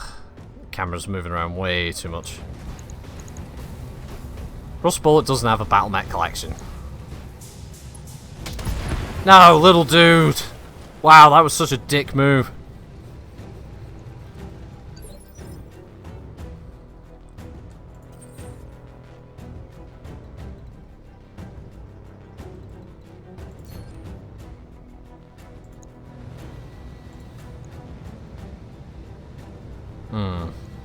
Do I want to do it like this?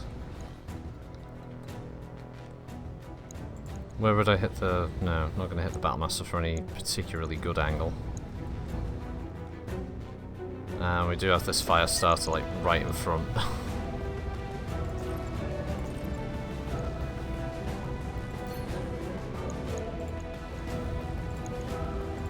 Engaging target.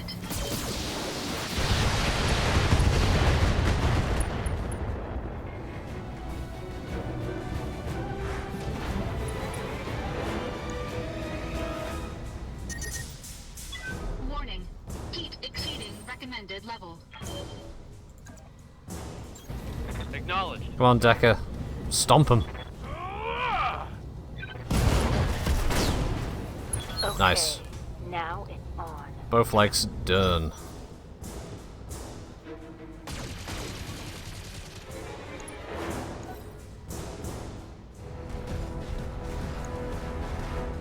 Alright, so is this Battlemaster still focusing on turrets? Oh no, he's still... Oh no, he is. Yeah, he does not like turrets.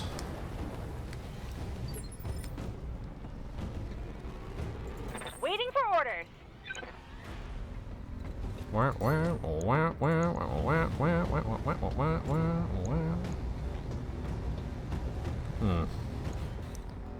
No. Let's be smart about this.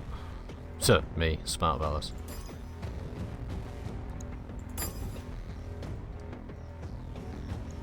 We try the same again, can't we? Oh.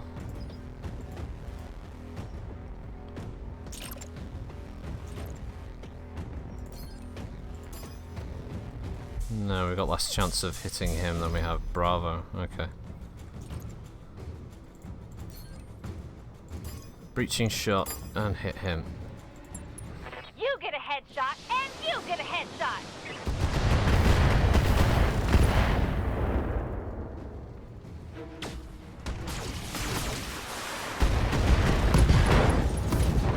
Yeah, it was the unimportant arm, but Yeah, still. critical hit.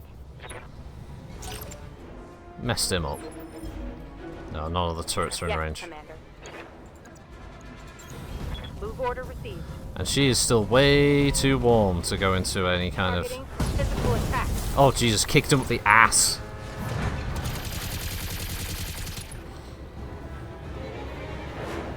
Target eliminated.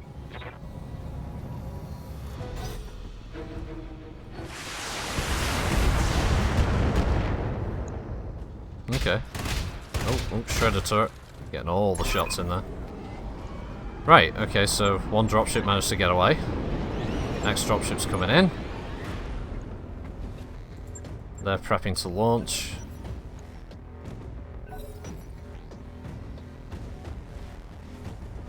Spooder. He's gonna shoot the back of my Battlemaster, because he's a bitch. Oh no, he didn't. He just sprinted. And the commie. Oh! Oh, the commander stood inside a red hex. Ah, this fuel tank's definitely exploding. I can't see its hit points, but I can't see it not exploding, to be honest.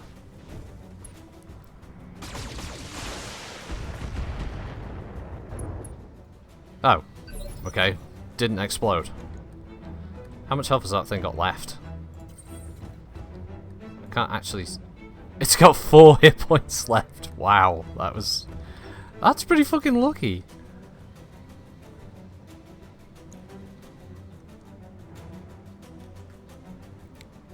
I can't even realistically fire on 2 mechs. I can only fire melee rounds. And frankly, getting his side torso reduces about 50% of his weaponry, so that's not bad. Ready for orders.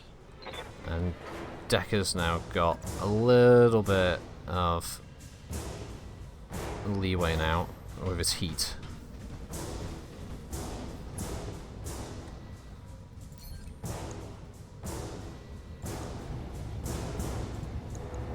Copy that.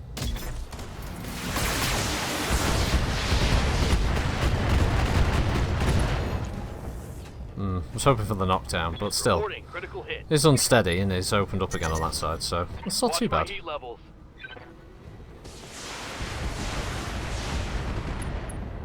Ha, the Jedi got head hit, okay. Lucky shot.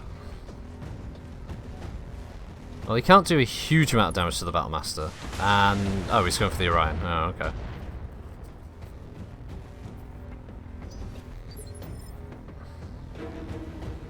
Good to go. Got it.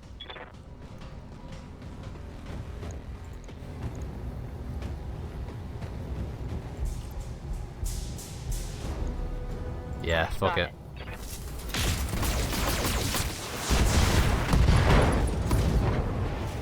I think he's completely out of Inflicted weapons. some heavy damage. What software do I use? I use GeForce Shadow Play. Oh, that's about Master out. My mech is overheating. I hear ya. Nah, I don't actually know if I should jump. Probably shouldn't jump.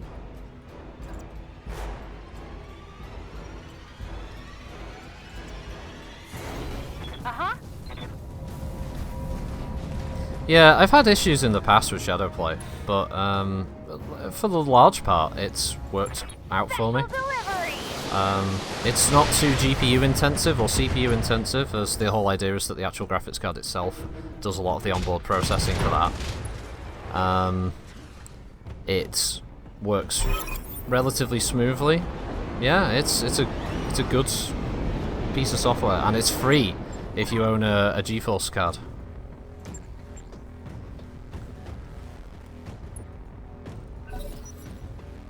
Okay, so we've got 4 enemy mechs left, all of them lights.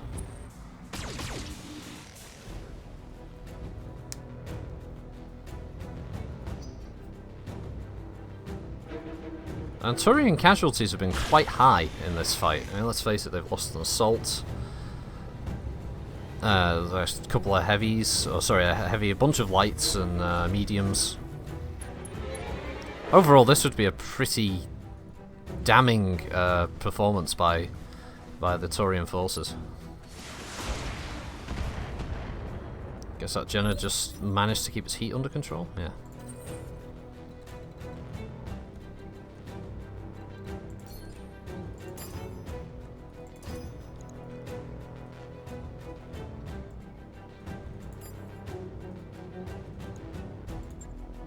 Engaging multiple targets.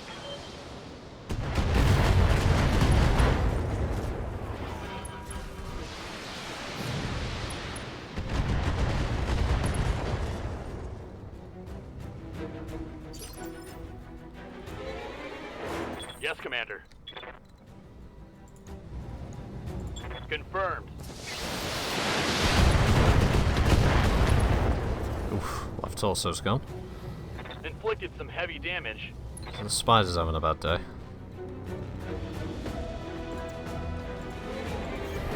Position confirmed. I need to start getting him in a position to start fighting Taking heat the damage. other 2. What can I do for you?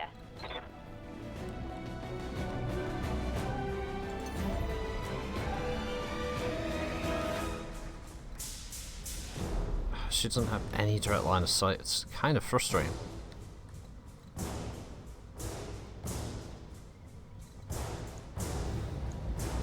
Uh-huh.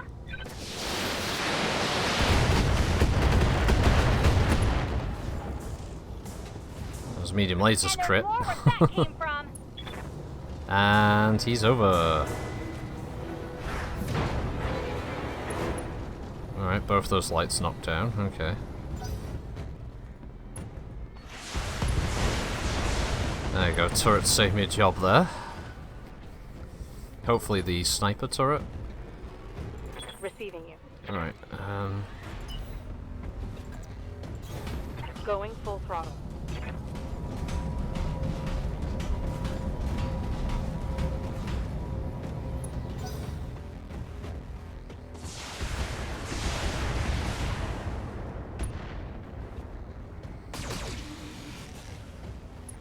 yeah, turrets didn't do much.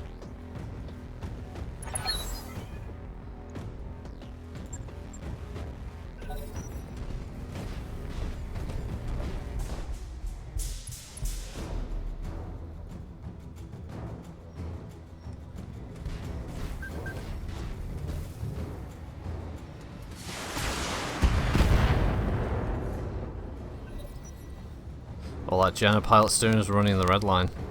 Commando's back up though. I don't know for what good it'll do. He'll take a shot at the Battlemaster, I assume. I know, just get the turret.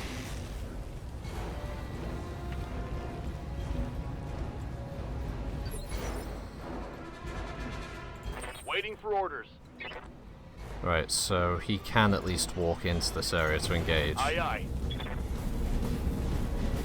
Watch the AI go. Oh yeah, I'll just blow up the thing now. Probably will know my luck. What if I drop the 2 medium lasers? No. What if I drop the 2 SRM4s? Wow, no drop in heat. Both medium lasers. AC-10? Alright, I can fire them. Target confirmed.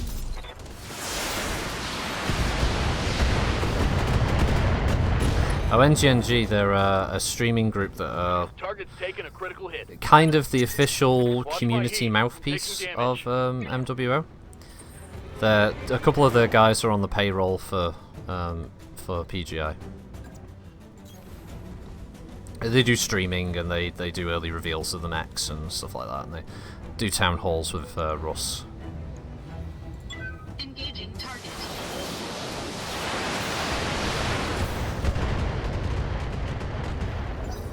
I'd have more nice to say about them, Sleepy, if they weren't on the payroll. You know, if they were just fans and they didn't have a vested interest in making sure they said nice things.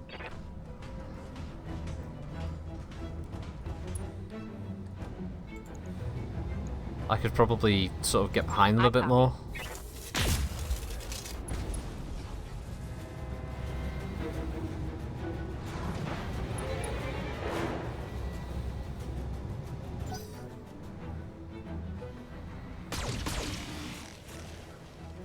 Laser turret that hits mid-air.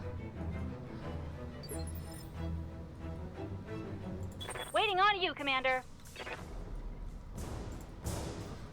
I suppose Glitch should actually do something about the commando. Here we go!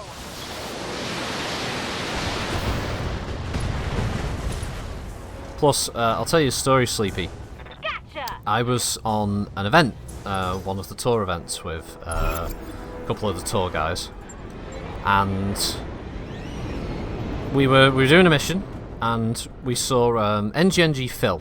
He was on the other team, and he was in a Highlander, and we were just doing that thing, and like I think Doc was shot calling, and he said, "Right, let's get him, let's get Phil." So we thought, we probably won't survive it because he's going to be communicating with everybody in his team.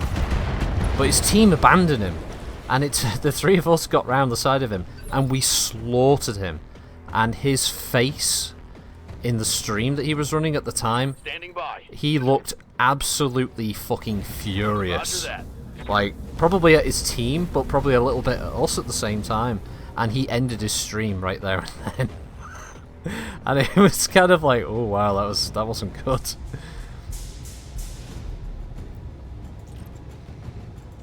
But that was funny. Engaging with target.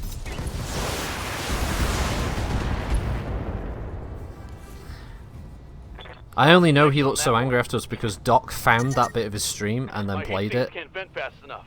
I'm taking damage. Sean Lang's reaction to the Dire Star, I've never seen it. I imagine that's amazing.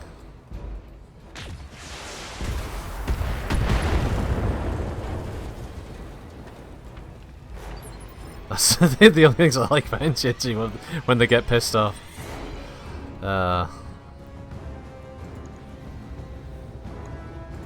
Engaging target.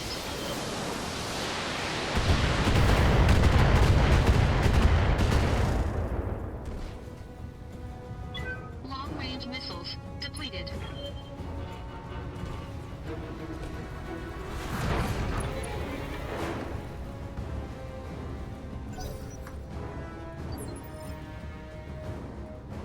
What's up, boss?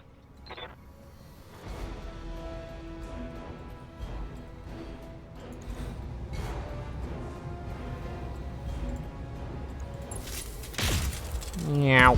Oh, there goes his right torso. Pilot incapacitated. That's a kill. Out of the fight. Good to go.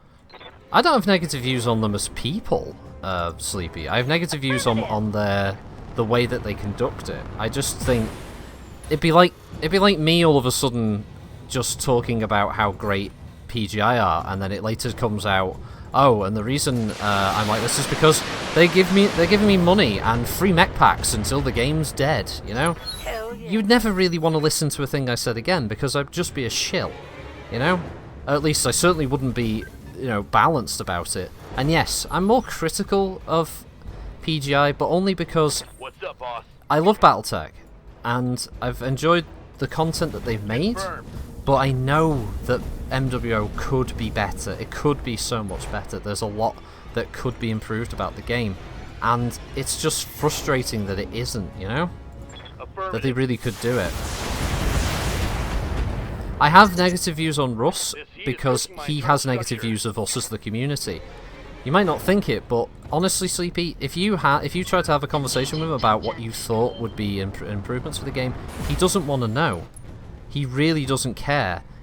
That's why you get the famous "on an island" quote, because that's what he said about somebody. You're on an island and I don't care what you think.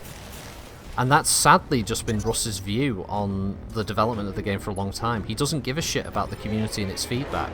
He mostly just gives a shit about what he wants to do with it. And I know, you know, some devs are pretty good with that. They have a pretty solid idea of what would work best.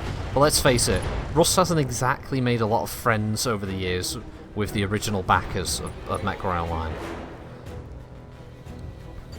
I have issues with Tina because Tina has clearly done stuff in the past where it's not even accidental, where they have just taken ideas that some of them aren't even mine, like the fashion show, for instance.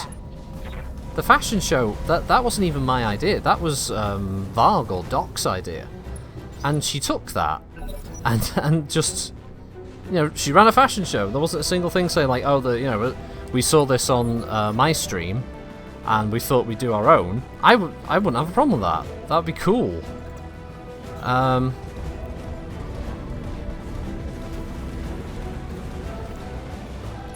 No, he doesn't sound like Trump or anything like that, Adam. It just...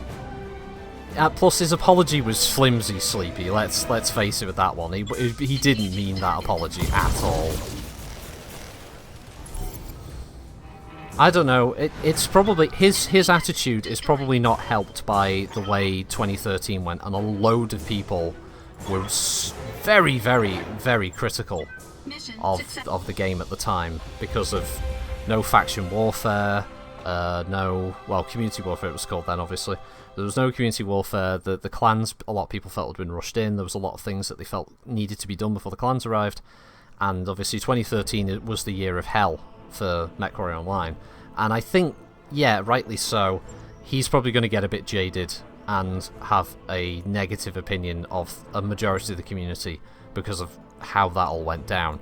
So I can understand him being a little hostile with folks in different parts of the community. That's completely understandable. Have they bounced back from 2013? Yes, they have.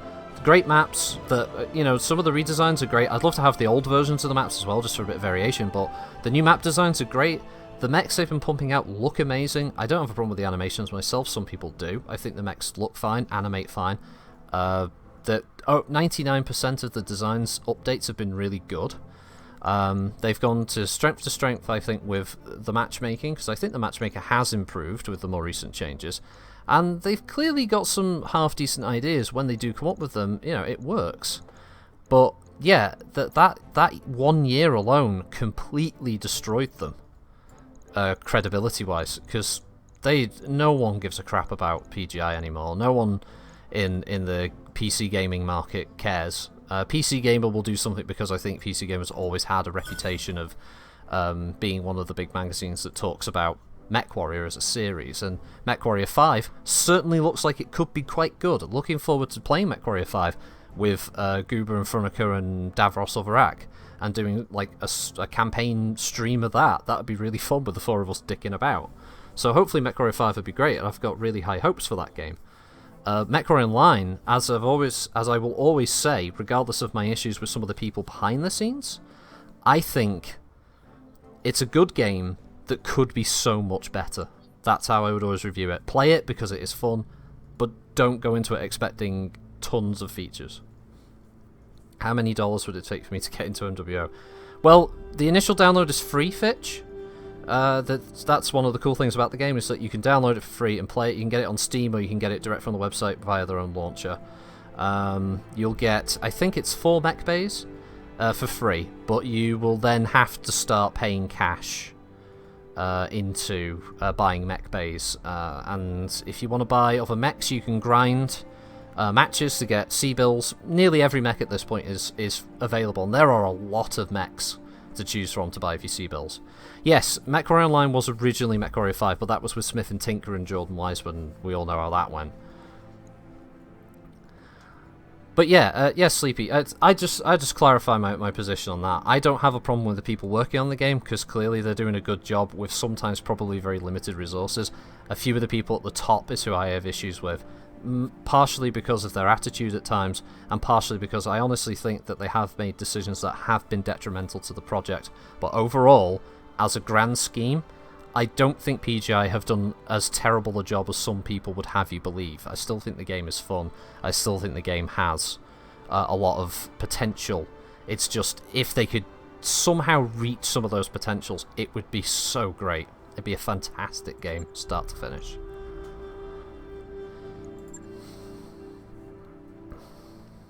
The old man really rubbed off on you. I hope not. That sounds disgusting. Those may as well have been his words. I know he'd agree with the sentiment. I hope that you're ready to pay more for our brand of heroism in the near future, Lady Arano. We didn't destroy the Turians, we only inconvenienced them. They attacked Smithon to get you, and there's no stopping them from doing it again someplace else. And we'll be ready when they do, me on the comms and you on the field. Together we will do whatever we must to defend the Restoration. Absolutely. My uncle will pay for his crimes, Rocket. That's all my cousin. We'll make sure of it. Lady Arano we're receiving an encoded hyperpulse transmission. Must be a message from Lady Centrella. Hang on a second.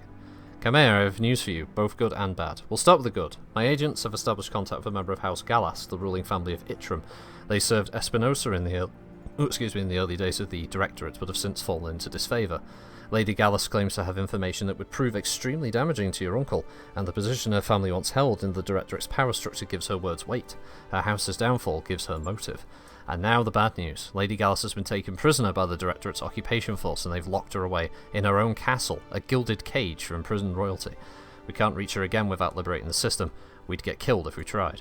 So, there you have it. A path forward, regrettably. It won't be an easy one, and the Turians will hound you every step of the way. But then, you do have a way of defying the expectations, don't you? Oh yeah, the trailer for MechWarrior 5 was amazing, with that Warhammer just smashing through and blowing the building up and having the Jenna fall into the rubble. That was cool, and all the smoke coming out, and the Atlas point blank. Yeah, it was like the MechWarrior 2 intro. It just had all that sort of dynamism and sort of cinematic nature of it. Yeah, it was fun. It was really cool.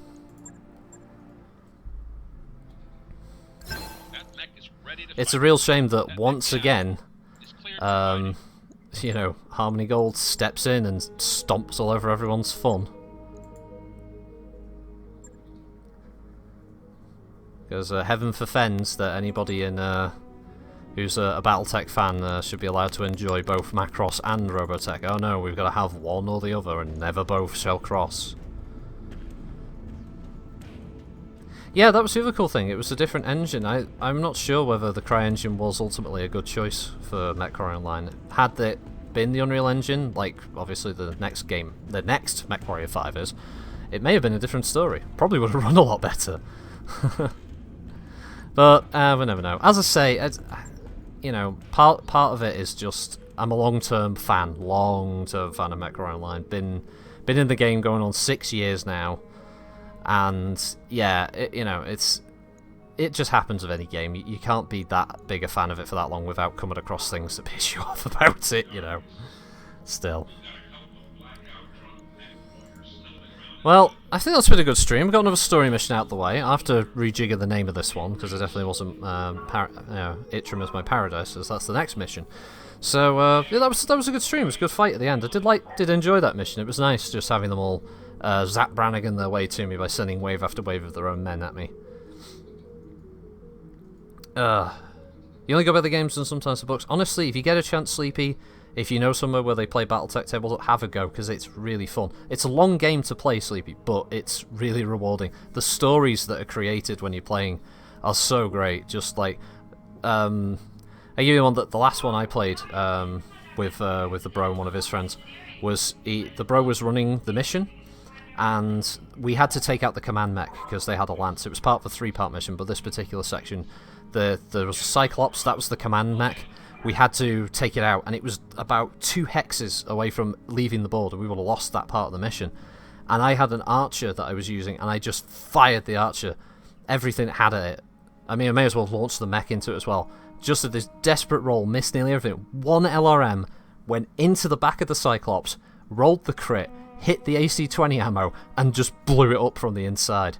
That's the kind of thing you can't get in MechWarrior Online or Battletech or even in the previous MechWarriors. It just doesn't happen like that. In tabletop, you get those great little stories, those random events that can occur.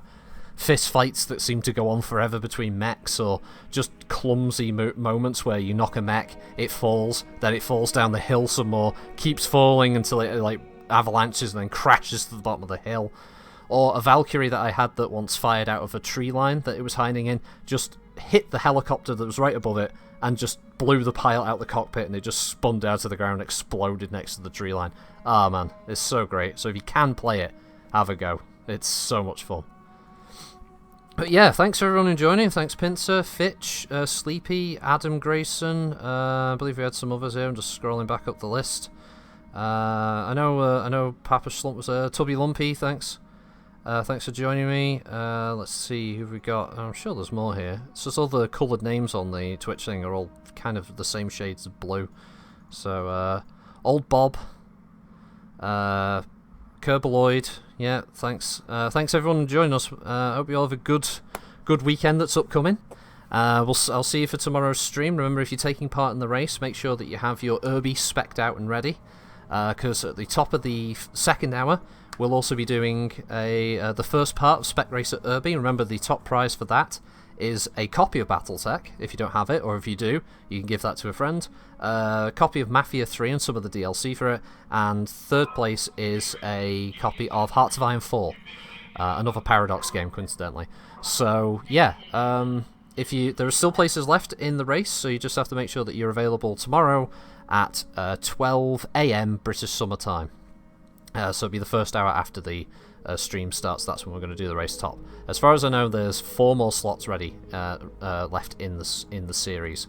And with that, have a good one. See you guys. Bye. Oh, sorry, what's this, Fitch? Before you go, you can take a quick look at my Black Knight build. Ooh, give me a second. There we go. This is the Reddit link, isn't it? Oh, come on, pitch it. Oh, so it's being a bit fuzzy. Alright, okay, I think I can just about read this. Medium laser, small, small, medium, medium, medium, medium, medium, medium, small, small. I mean, that's a hell of an energy boat. Is that heat efficient? It looks pretty good. Yeah, it looks good. If I get a Black Knight, I'll try and, if I get a spare Black Knight, I'll try and run it just to see what it's like. Yes, I know there's more messages below. I've just scrolled it down to the bottom. Twitch, you bloody idiot program. Anyway, yeah, have a good one, guys. I'm going to get myself a cold drink because it's quite warm here. So, bye. Bye.